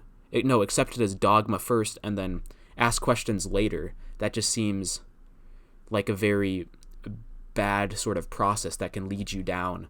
Like if you think, because if you think like that, if you think like that for any philosophy, let's say you're a religious person and you're like, okay, like here's how I know. So I know God's real. I know the Bible's real. So I'm going to read through it, understand it now, and then I'll respond to the questions later. And then they can come up with some whatever rationalistic way. And that's like you can accept. But you can accept any philosophy by that means. They cannot. No. Look, yes, the same thing, exact same thing can be done with religion. I agree, right? You can put away all of your questions. Oh, if God exists, why don't I see it? Something. I put all of these questions aside. Read all of the religion. Become an expert in religion. After 40 years, become Pope himself, right? But even after 40 years, you still cannot answer this question. The issue is when you accept those ideas just by dogma, your mind, your subconscious becomes so cloudy and so fogged that like you can come up with these weird rationalistic responses to these, and you still hold these ideas even through questioning because your subconscious is so fogged by these bad ideas that you don't know how to respond to them. So I think objectivism is true, but I don't think accepting something as dogma is necessarily a good like epistemological strategy to understanding an idea and coming to truth. Because if you want to discover what's true, you have to basically question everything and see what sort of philosophy can best hold up to these questions, and then you begin to accept that philosophy and begin to learn about it and understand it more. And once you understand it, there's certain questions that might not necessarily be able to be answered right away, but once you understand it, then you can respond to those. But the whole like unquestionably accepting a philosophy right away as dogma doesn't seem like a very good way to determine the best philosophy and to come to truth, because you can accept, like you can, it seems very like whimsical. How do you select this philosophy? Like, oh, there's all these philosophies out here and I'm going to accept objectivism, accept it as what if you chose religion? What if you chose any other sort of philosophy? Why? You're cut out. Yeah. You have to say again because your video was cut out. I didn't hear what you said. Oh, all right. So, wait, are you good still? Are you? Yeah, I'm good. Okay, right. I can see you. All right, for sure. Wait, you're still frozen on my screen. Okay, so like it just seems like a very bad epistemological standard to look at when you're determining which philosophy you should accept, just to like accept it on dogma first and then ask questions later. That just seems like a bad philosophy. You're right. So you want to you want to look at it first, struggle with it, ask questions about it, and that can like make it so you know that this philosophy is right. How do you know the philosophy is right right away? Because you ask questions about it right away. So then you can decide, okay, so now I'm going to accept this and like understand it better, so that I have even better response to these questions later. But you have to deal with these questions right away. Too. So let me give you an answer to this. You're right. For that, it cannot be used as an epistemological way to find truth, of course. But the thing is, how do you choose objectivism to begin with? You have all of these burning questions from your beginning, from your childhood, or sometimes not even questions if you're too damaged by the society. You will not have zero questions, but then you will see John Galt, you will see Howard Rourke. You get so much inspired by them. And then you go into objectivism. You see that objectivism has answer for every single question out there. I mean, philosophical question, not specifics, but generals. Objectivism has all the answers, and you ask some questions, and objectivism answers, right? And then you will inductively reach, objectivism seems like it is the correct philosophy. So I am going to learn objectivism, going to learn how to think in objectivism.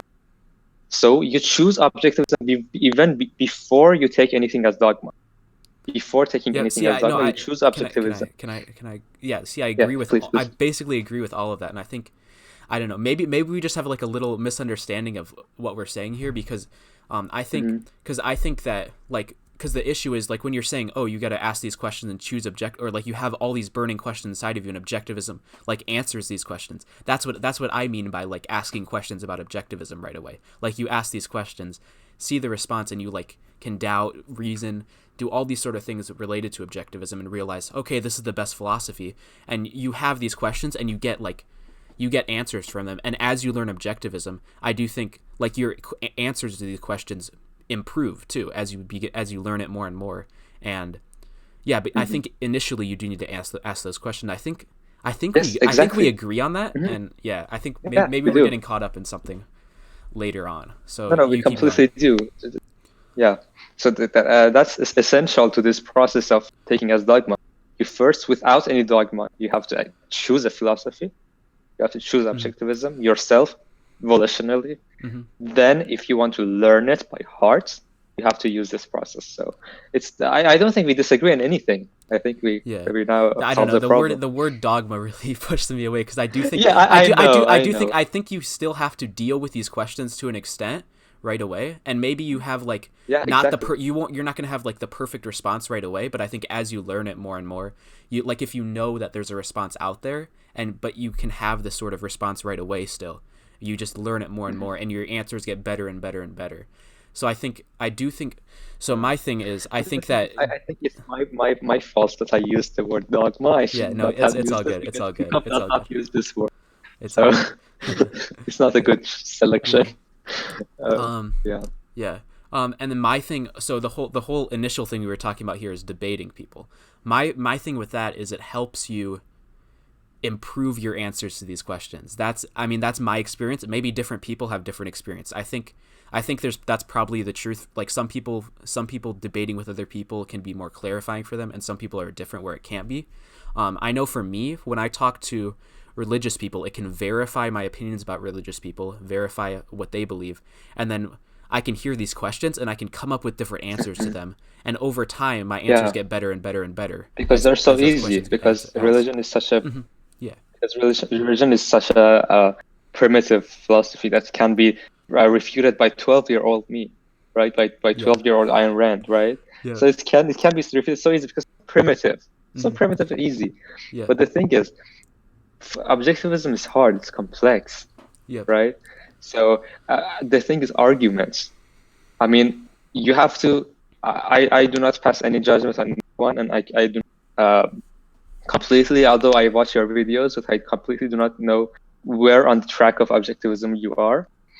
You have to know yourself. If you are not ready, how should I say? If there are still any questions in objectivism in you, you should not start debating others.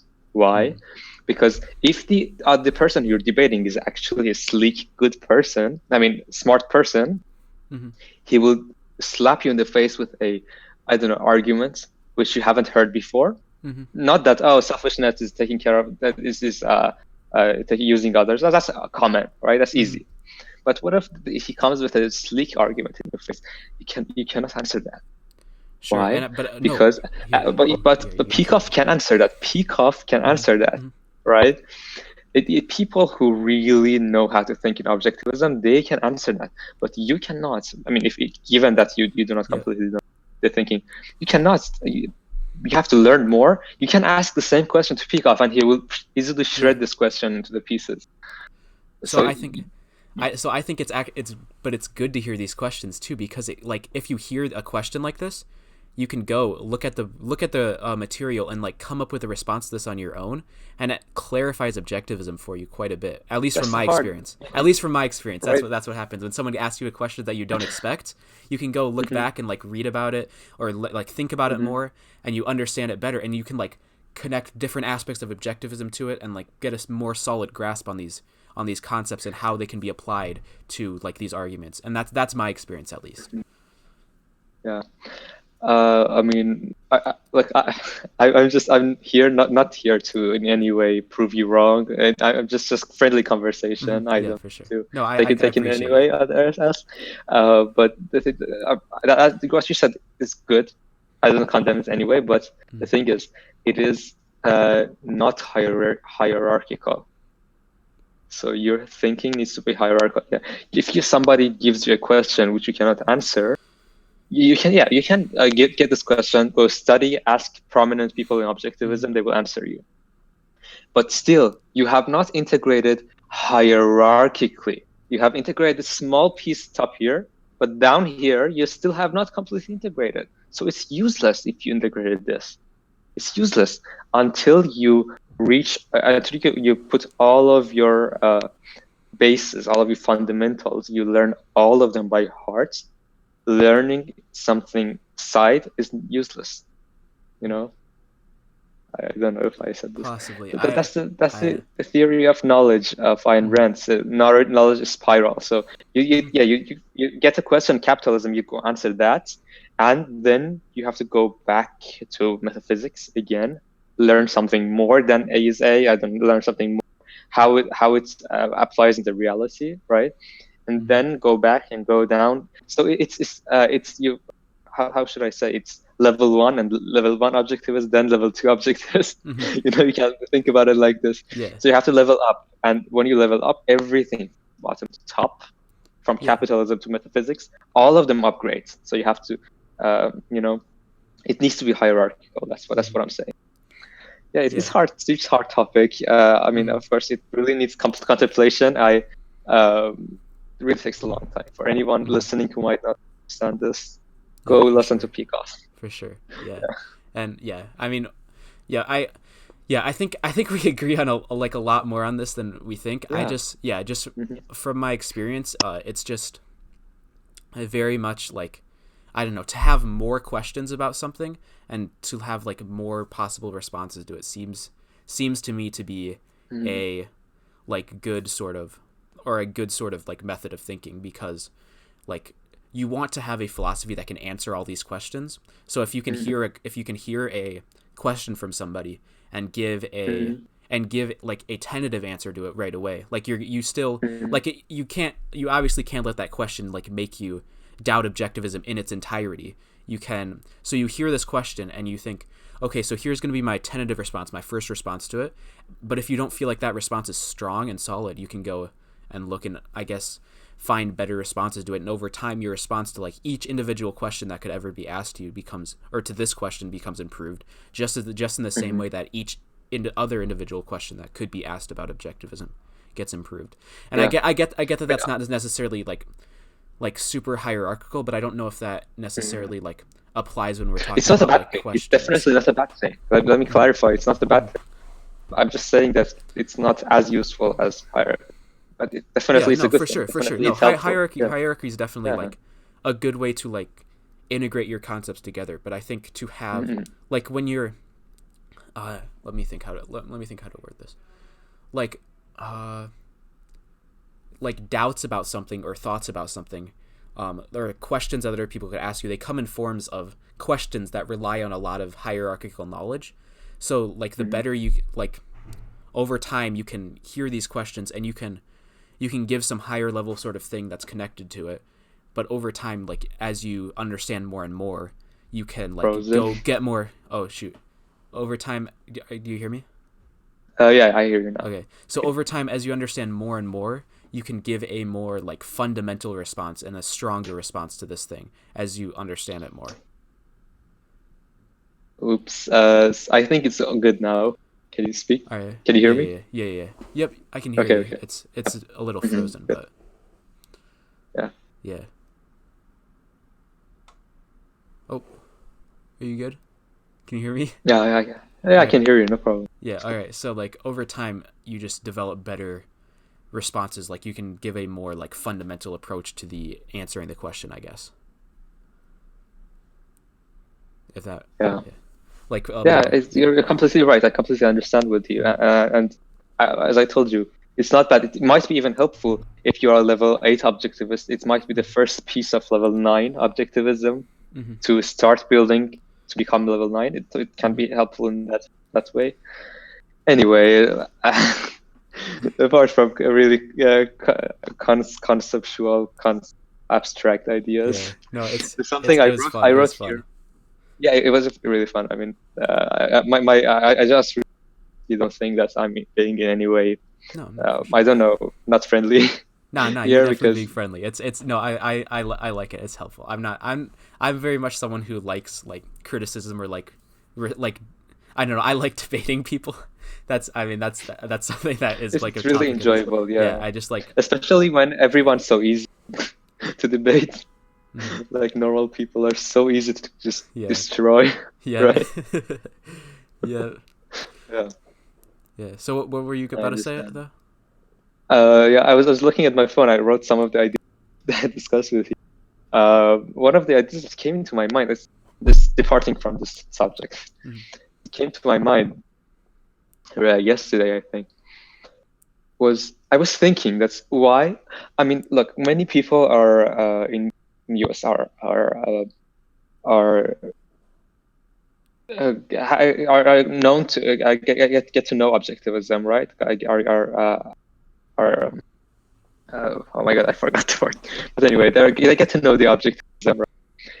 But when they're teenagers, right? Mhm. When they're teenagers, when they're young, still Yeah. they really take this idea seriously a little bit. But when they grew up, and that's actually a question asked by Peikoff. When they grew up, uh, no, it wasn't Peikoff actually. It was Yaron Brock, but in Peikoff's show. Sorry. When they grow up, they forget these ideas, right? Mhm. They're really idealistic when they're young, and when they grow up, they just throw it in the trash can. They completely abandon objectivism. Mhm. So there's something that came into my mind. The reason might be, but firstly, I want to hear your reason why this is I don't the know. I think a prominent lot thing. of I think a lot of younger people, like when they read about objectivism for the first time, they're like inspired, but they like, I mean, for whatever the reason, they don't like pursue it any further. They don't try to like learn it and don't try to like fully live the philosophy, and they're very much like, I mean, as we were talking about earlier, a lot of people are like middle of the road people who, when they hear a philosophy, they don't want to accept it fully. They don't want to fully Exactly. understand it. So I mean, that's the case with a lot of people in objectivism, where they don't fully understand it and don't actually live by it. So when another person like comes and gives them any sort of doubt or any sort of questions about it, then they just fall apart and they're like, oh, maybe this isn't true.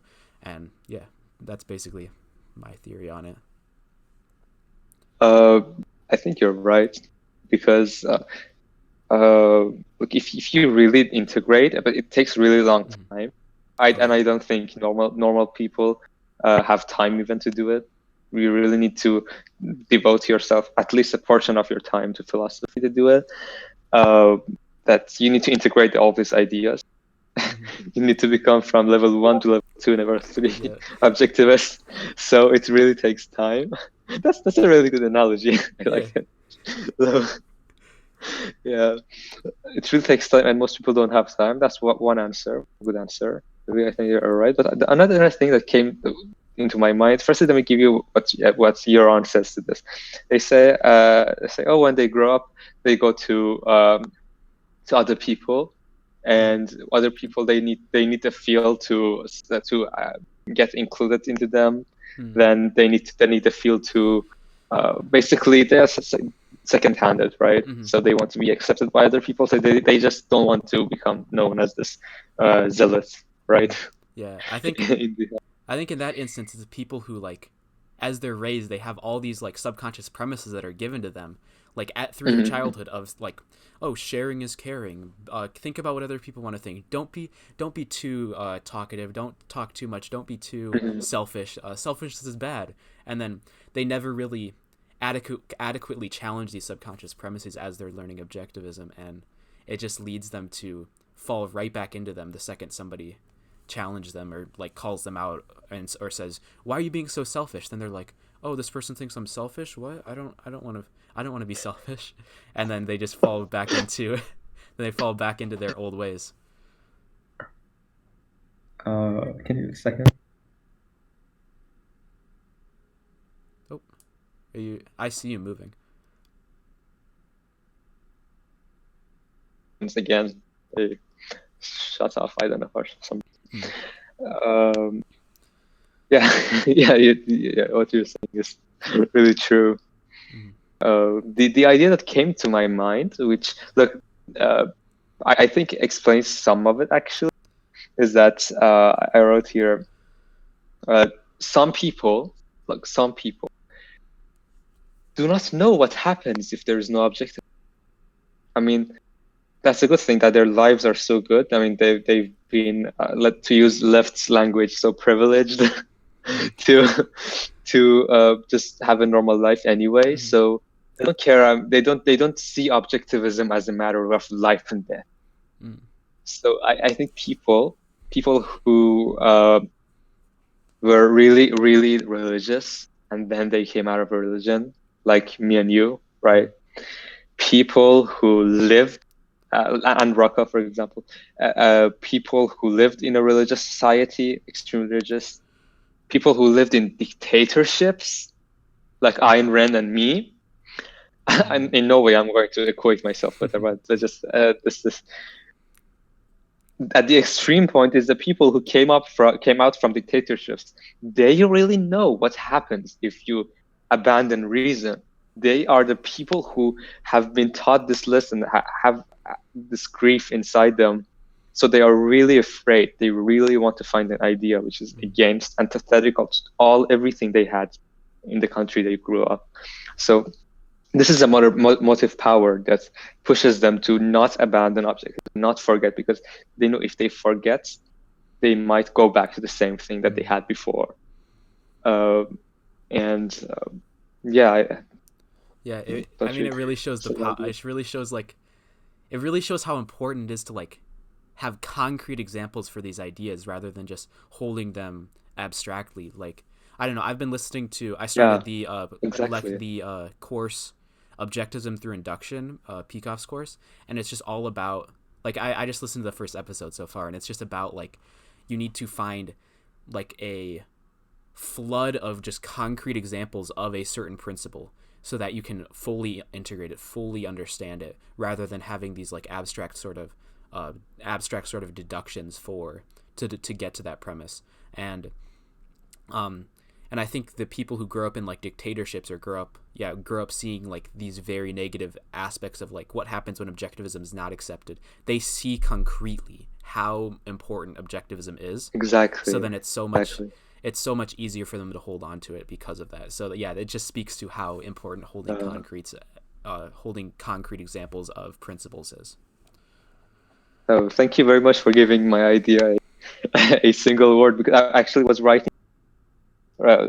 AKA it means they have not concretized next to my notes about this, so I recall this later and I don't forget.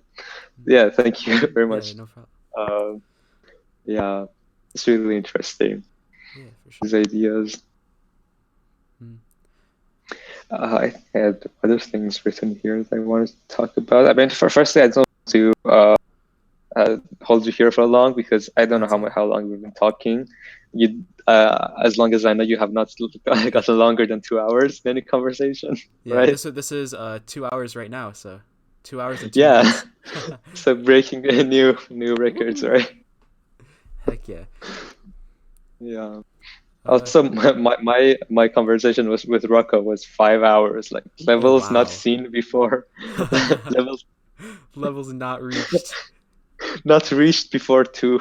I mean, since 2, right? Mm-hmm. Yeah. Oh yeah. Two's conversation were 6 hours. Yeah. Oh. Well, that was really magnificent conversation. Rocco, he's really, really amazing guy. He was.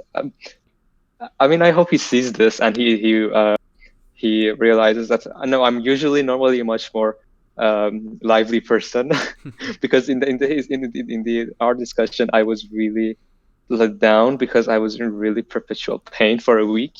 I lost a lot of weight because I had an operation, and I was in a lot of pain, and the doctor was not giving me painkillers because of the regulations in EU, of course, government. And it was a really hard time, and I was kind of negative, but I want him to know that I'm not like this. But he really, really passionately, he really patiently, he talked me off this ledge. He showed me how the world is beautiful, how I have opportunities despite everything. So even if every single Polish person, for example, I've seen here are terrible, it doesn't mean that one day I cannot see one that is just, you know, Mm-hmm. a good person to become friends, or even my spiritual equal, right? Yeah, for sure. Yeah. So, how are you? You're a college student right now, or Yeah. what year? Second year. Second year. This is my first year in college right now, so I'm at And Nebraska, and yeah.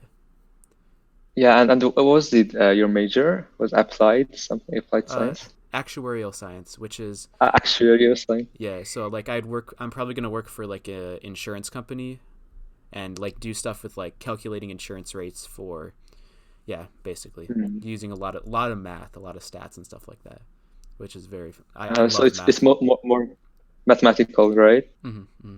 Yeah, I mean, you're for economics. economics is also really mathematical, but Yeah. in a bad way. In a bad way. Yeah. Why? Because it's like it's Keynesian model, right? You Yeah. have to, Yeah. it's Yeah. all of these models that you have to calculate. Oh, if like basically in our courses, I don't know if you have the same level of macroeconomics, but in our courses, like you have to calculate.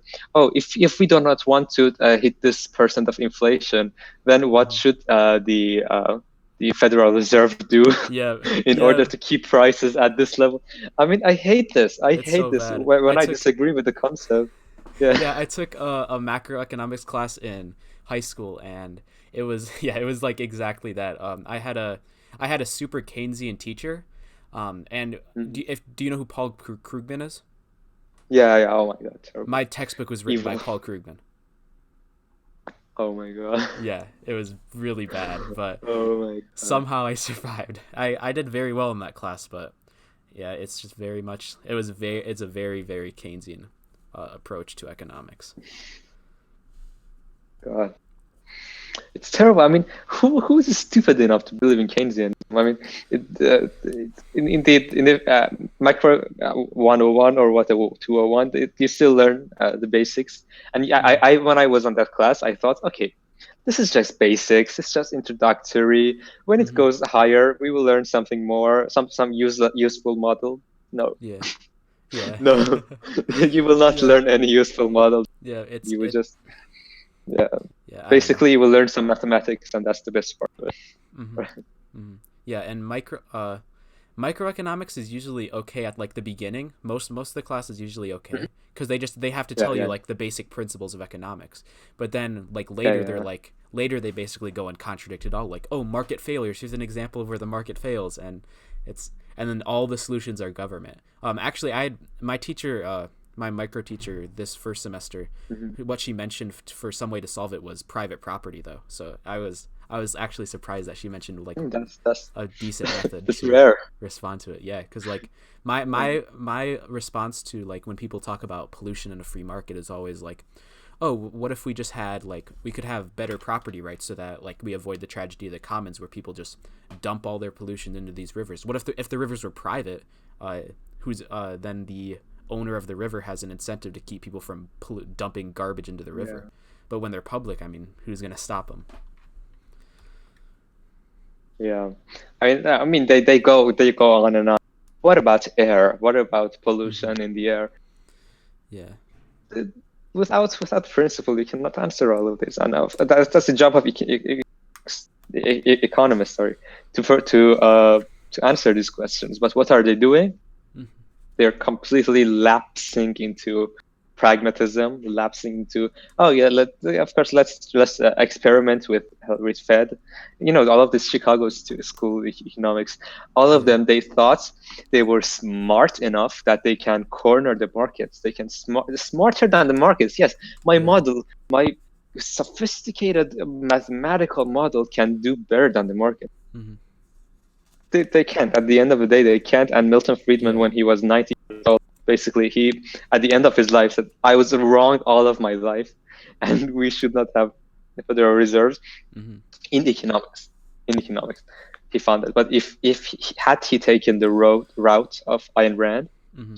he would have reached this solution, reached this Yeah. answer so earlier, Yeah. before 90. This is why I'm such like a big fan of like Austrian economics rather than like Chicago school, Same. because I mean Austrian, like I don't know. I have this is a book I really want to read is Economics in One Lesson, Henry Hazlitt. I really want to read this book. It actually has a quote by Ayn Rand on the front. A magnificent job of theoretical exposition.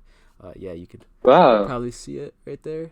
Ayn Rand. Wow. Quote by her on the front. Yeah, but this is like definitely a good book for economics, and it just basically explains everything like in a really, really short fashion. Like, this is a very short book, and I don't know. I haven't actually read it, so I'm hyping it up a lot because I've heard a lot of people hype it up, and my understanding is that it just takes like very basic, like the basic economic principles, and just applies them to everything, and like applies them really well, and basically gives you a really good explanation of Austrian economics, and like economics is very simple. Like, it's just economics in one lesson. It's a very simple science if you just understand and apply the principles in like a very consistent way without coming up with all these weird exceptions that aren't actually exceptions. So what economists economists need to understand, it's hard for pronunciation, they need to understand is that economics is inherently tied with morality. It's inseparable. What they do say morality, that's for philosophy. That's not our forte. We don't care. We're just talking mathematics here.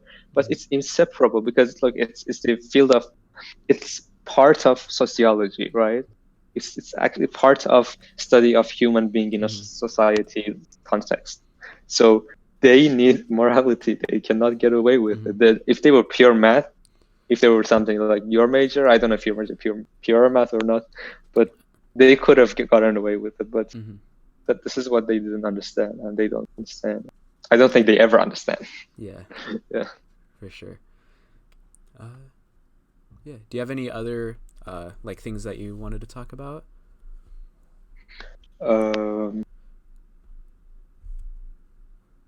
We talked about a few. Okay, one other thing. Oh, you're kidding. Oh, never mind. Oops. Can you hear me now? Yep. Yeah, and it's actually good to talk about you in specific because you're at the same level of your life, same stage of your life as I am. Have you, first let me tell you, have you chosen your passion, which is like passion, like architecture is for hard? I don't know. I think actuarial science, like being an actuary, is definitely something I'm very passionate about, like working with insurance, working with numbers and data and stuff like that. Like, I mean, ever since I was a little kid, when I was like in middle school, I loved basketball, and I would make these like big spreadsheets about like basketball players and their statistics, and I would try to like calculate the best basketball player of all time, just for fun, just because I loved analyzing statistics and stuff. So that's definitely one thing, and I love math so much. And I don't know, insurance for me is like, I don't know, I like the principle of insurance too, because you're like basically eliminating risk from the world. Essentially, you're taking risk, and you're making the world more knowable, or making it so that people can act long term without as much risk, because you're insuring them for it. So I think insurance in general is a very good thing. Plus, I'm really passionate about this YouTube channel too. So I have two things that I like. Okay, I mean, there are ways that you can improve this channel. I mean, with adding a theme music, maybe. Yeah, right. I wish I had time for all the editing stuff, but it's really hard. Maybe once I'm done, I'll add a lot more, but we'll see. If I could do something like super efficiently and get it out there quickly, I would. But I like the thing, right? The whole process right now that I do it, because I just record a video, upload it every day. I think adding like a bunch of like theme music or edits and all that sort of stuff would be very, very difficult for me to do with my current like somewhat busy schedule. And I don't know, like editing my videos a bunch might not make it the same, I feel like, because I mean, the purpose of this channel for me is definitely to like improve my extemporaneous speaking, and if I like edit a bunch and cut out a bunch, it's not the same sort of like feel of just letting myself just speak off the cuff and improve that sort of speaking. So, yeah. Okay, so let me give you. I would also tell you, I've been thinking about opening a YouTube channel since last summer, but I cannot. It's too risky for me because I'm still an Iranian citizen. Oh, yeah. I can be taken for account, taken liable for everything I say, especially on YouTube. But I mean, if it's my channel. But the thing is, I think you can benefit a few ways from something in your channel. Firstly, you at the very very beginning, the way that you said, the purpose the purpose of this channel is only to get mental clarity. That was kind of, how should I say, kind of dismissal to people who watch you, kind of in their face. It's like, I record these videos for myself. I'm here if you want to watch. Also watch. This is, not that anything is wrong with it. Not that anything is wrong with this inherently. But the thing is, if you want to grow your channel, you have to kind of make it more plausible, make it more interesting for the listener. Yeah. So. Yeah, I think the reason why I tell myself that is just so I don't get like caught up in like trying to pursue like fame and trying to pursue a bunch of like followers or Patreon supporters and stuff like that. I don't want to get like caught up in that. I want to always make sure that I'm doing it like for myself primarily, and then I definitely do like want other people other people to see the videos and this to be a value for other people too, because I think there's definitely like something to be said for wanting more people to hear the ideas and understand objectivism, and for myself to like inspire different people to become objectivists, which is, it's definitely something that I want to do, because I like on my Snapchat to all my friends, I'll just post these videos and say like, oh, this is like, if I feel like I had a really good video, I'm like, I go on my story and be like, guys, watch this video, this is good, you guys should all watch this. But yeah. So. When I imagine your classmates' response is not that great to this, right? It's actually they not would call terrible. You. Really? Yeah, it's not super terrible. I think, I don't know. I should probably be, I don't know. I think I'm explicitly like advocate for selfishness, but one thing I definitely like when I talk about objectivism, I am very much focused on like trying to make it similar to like a self-help type of thing. Like, cause I think one time in the DDV show, somebody said something about like objectivism should be advocated as the self-help philosophy, or somebody said that somewhere, and I thought that was like, yeah, that's definitely Rucka really good. That. Rucka said that. Yeah. That I thought that was very good. I think that's very much how I. That's exactly, yeah. That's how what got me into the objectivism. So I think, I think if I like said the word selfishness more, and if I focus so much on like meta ethical issues, like how do you figure out how do I justify like, oh, selfishness is a virtue? If I like talked about justifying that in every single one of my videos, I think people would be a lot less receptive of it. I'm surprised people don't like attack me over the politics, but that's definitely something. I guess you have not attracted. I guess you have not attracted that kind of crazy people yet. Yeah. I definitely I definitely, when I talk to my friends, there's a lot of arguments with politics, because I'll like, the big one that's always comes up is education. I'm always like, so people always ask me my views on education, and I'm like, yeah, I believe it should be completely privatized, and they're like, what about the poor people? And then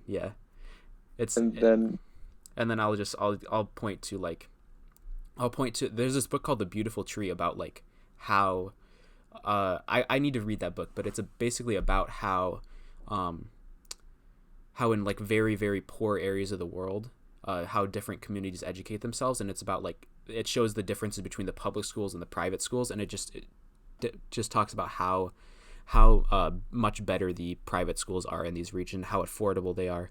Plus, when something's capitalistic, when it's a free market, the free market does like cater to poor people to an extent. Like when something's privatized, it becomes a lot cheaper in general.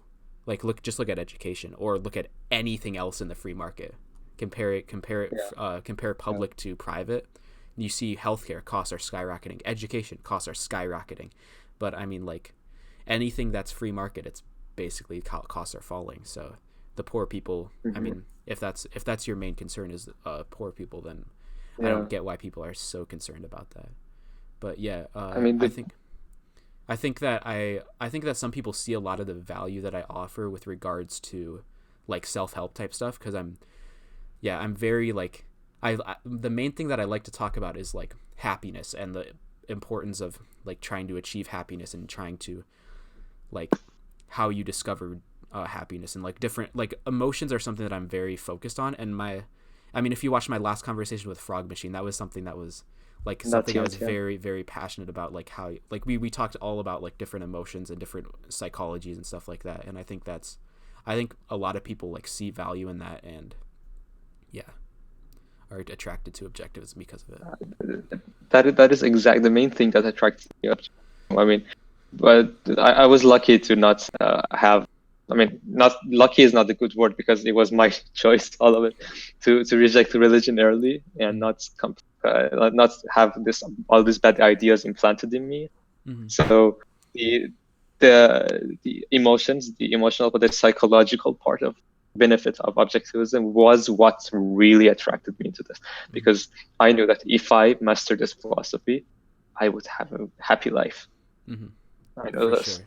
Definitely. Yeah, that's definitely the key. And I don't know, a lot of times on my like Snapchat stories for all my friends to see, I'll like just post like these really like long, well, not super long, but like these paragraphs about like sometimes I just get really passionate about a certain principle regarding happiness, and I'll just post like a paragraph about it. And like I think a lot of people are really open to objectivist ideas. They're just, I don't know, there's an aspect to which they're pushed away by the atheism of it, because there's where I am, there's a lot of religious people, and then the selfishness. Yeah, I can guess. Yeah, people are very pushed away by the selfishness and the politics. Those three things push people away a lot. But I think a lot of people want to live happy lives. So when they see something that advocates for that, there's a lot of people who are turned on by that, and who are turned on to objectivism by that. So I think but I mean, as Peikoff said, it's really sad. Peikoff said that after I don't know how much, 70 years of, not 70 years, but 60 years of teaching, maybe it's not 60 years, maybe, I don't know, I don't want to be precise. After 60 years of teaching, he came to this conclusion that the culture, the people are just not ready yet. They're not ready. I think personally, my prediction would be that America would go under a terrible phase of I don't know, another crash, economic crash. You know, because when the 2008 crash happened, Atlas Shrugged was the best selling in Amazon. Yeah, so I think another crash, another shock, another, I don't know. Not that I mean, it's horrible even for me to say this, but any event in the scale of 9/11, that would maybe, I don't know, maybe shake some people to wake up and see that ideas are important, they are a matter of life and death. They just don't know yet. Yeah, I don't know. Yeah, they're not ready. The biggest issue with this, I think, is a lot of people, especially after 2008, everybody blamed capitalism. Every single bad thing is blamed on the wrong thing. Every single like bad thing that happens is just blamed on something that shouldn't be blamed on. And so I think America after bad stuff tends to go in the wrong direction. But I think some people do wake up because of it, but it's just not enough people. That's unfortunately the most ugly. I'm getting angry here. The most ugly scene in 2008, in the course of 2008 crash, was the scene of Alan Greenspan, the person who advocated for laissez-faire capitalism. All his ideas, and he was a direct student of Ayn Rand. went to Congress and said, I Oh, you cut out. Shoot. see that capitalism doesn't work. After, I don't know, 60 years. Oh my God, it's gone. You cut out a little bit, but I could hear you for a little bit. Oh. Can you hear me now? Yep, I can hear you. Okay, You're not moving though. That's the only thing. But I Yeah, think let me you're starting to continue answer. with my rant. Yeah, I Right. can. After 60 years and being taught by Ayn Rand herself, he comes to Congress and blows hope for this country apart by saying capitalism failed. I was wrong by believing in capitalism. I also so pick off tough. when he heard that he was outraged. He was outraged when he heard he say this, and he said that he always, since the beginning, had this issue that he did not emphasize on what is moral enough. He emphasized on what is practical. So when in practice he sees that capitalism didn't work, he says, "Oh, all of it blames on capitalism." Well, although we never had capitalism, never in human history we had full capitalism. The closest we got was 19th century capitalism, which long gone and departed. Yeah. Gone. Anyway, this politics talks really gets me angry. Really, Yeah. that's why I avoid talking about politics a lot. I go straight into morality. I go say, while you're alive, why you are not in concentration camp yet, just enjoy your life, have good morality, be happy, enjoy your music, have a good movie. I mean, let's talk about one movie. Let's on a happy note. Have you seen the movie Whiplash? I've not. You have to see it. I have a problem with that. I don't watch enough movies. I definitely need to. Same. Oh my God. I think in my whole life I watched less than 40 movies. My whole life since childhood. Like, I've completely got, because why? Because since childhood, I hated the ideas which are presented in movies. The mainstream ideas. Yeah. The rare quality, the good movies are really hard to find today. But Whiplash is one of those movies that's really beautiful and completely consonant with Objectivism. And it actually didn't peak off in this podcast. I recommended all of everyone to see this movie. It's beautiful. It's I don't know. I will not say anything else. You just see it. Yeah, I'll look at that. Let me write that down.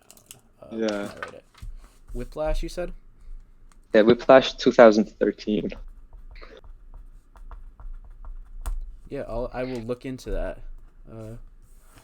Yeah, we'll see when I have time to watch a movie. It's very tough for me to watch movies because I don't have like Netflix or a TV or anything. So it's Yeah, it's hard. But for sure. Yes. What's another thing? What's a happy note we could end it on? Happy note. I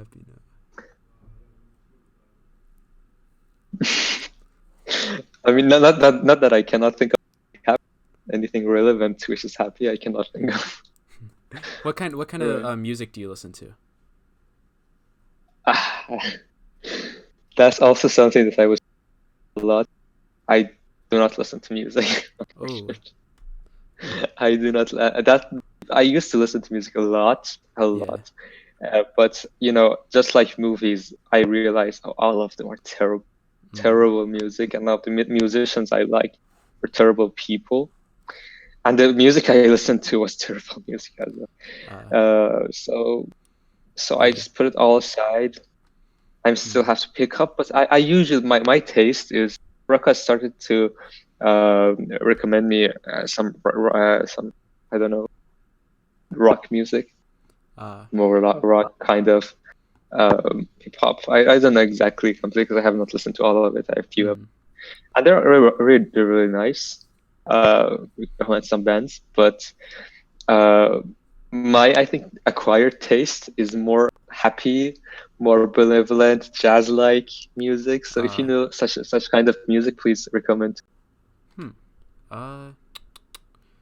I don't know. What's some music that makes me happy? I don't know. One person that I like quite a bit. He's somewhat religious. That might be the only issue. But do you know who John Bellion is? No, can you spell it?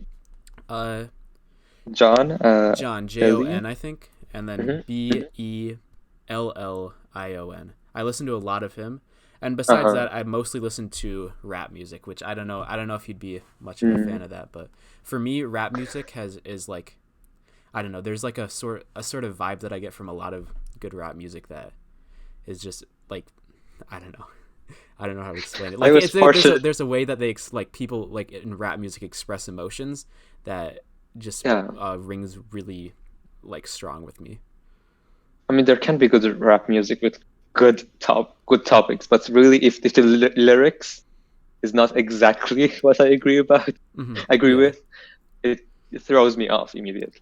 Yeah, there's definitely some examples of like really stupid lyrics, but I don't know. Some of it I just like look at it as kind of just like, oh, this is just whatever. This is just fun. They're just having fun. But yeah, some stuff is just like, yeah. There's a lot of rap that I think is really bad, where it's like not where it's not like skillful at all. It's not really interesting, where it's just like the same flow over and over again. Like I don't like like if you know who the Migos are, I don't like them very much. There's stuff that's interesting about them, but like the flows are very boring. But like people like JID or Denzel Curry or Roddy Ricch or different people like that. But lately I've been listening to a lot of Roddy Ricch, and like there's I could name a whole list of people, but there's a lot of rappers unfortunately, or maybe fortunately,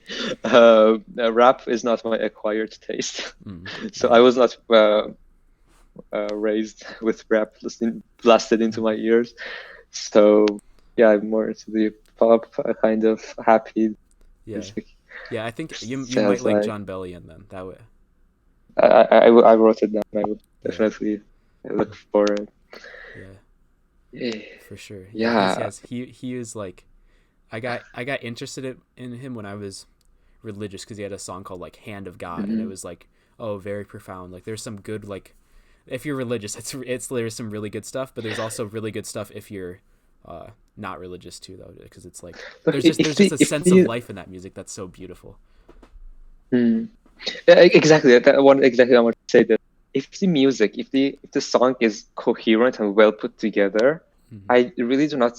It doesn't really bother me if it's religious or not, because it's just such a beautiful statement. It's like you can read, for example, I don't know, Romeo and Juliet, and enjoy it, although it has malevolent sense of life. You don't agree with it, but you can enjoy it, right? Because it's beautiful. The same thing in music I'm okay with, but maybe it's because English is my second language, and when you have a second language, when you listen to something, you cannot automatize it. So when you hear something, you really hear it. You cannot just not think about it. So that's why lyrics is really important to me, and I'm really picky in the music. So the jazz is best because they don't talk, so I can project anything I can. Jazz is fun to play. I used to play in a jazz band in high school. I played the piano. I actually have a keyboard right back here, but I used to play violin, classical music, but it's not in this school in Iran. It's not there, but I used to play independently. It's hard. Yeah. Damn, it's hard. Instruments. Yeah, for sure. All right. Anyway, I enjoyed talking to you a lot. Yeah, it was fun. Actually. So we should definitely do this again for sure. Exactly. I'll probably stop the recording. All right. So before we go, thank you guys. Remember to check your premises. Check your premises every day, and become a level 15 objectivist with us. Heck yeah. See y'all. Yeah.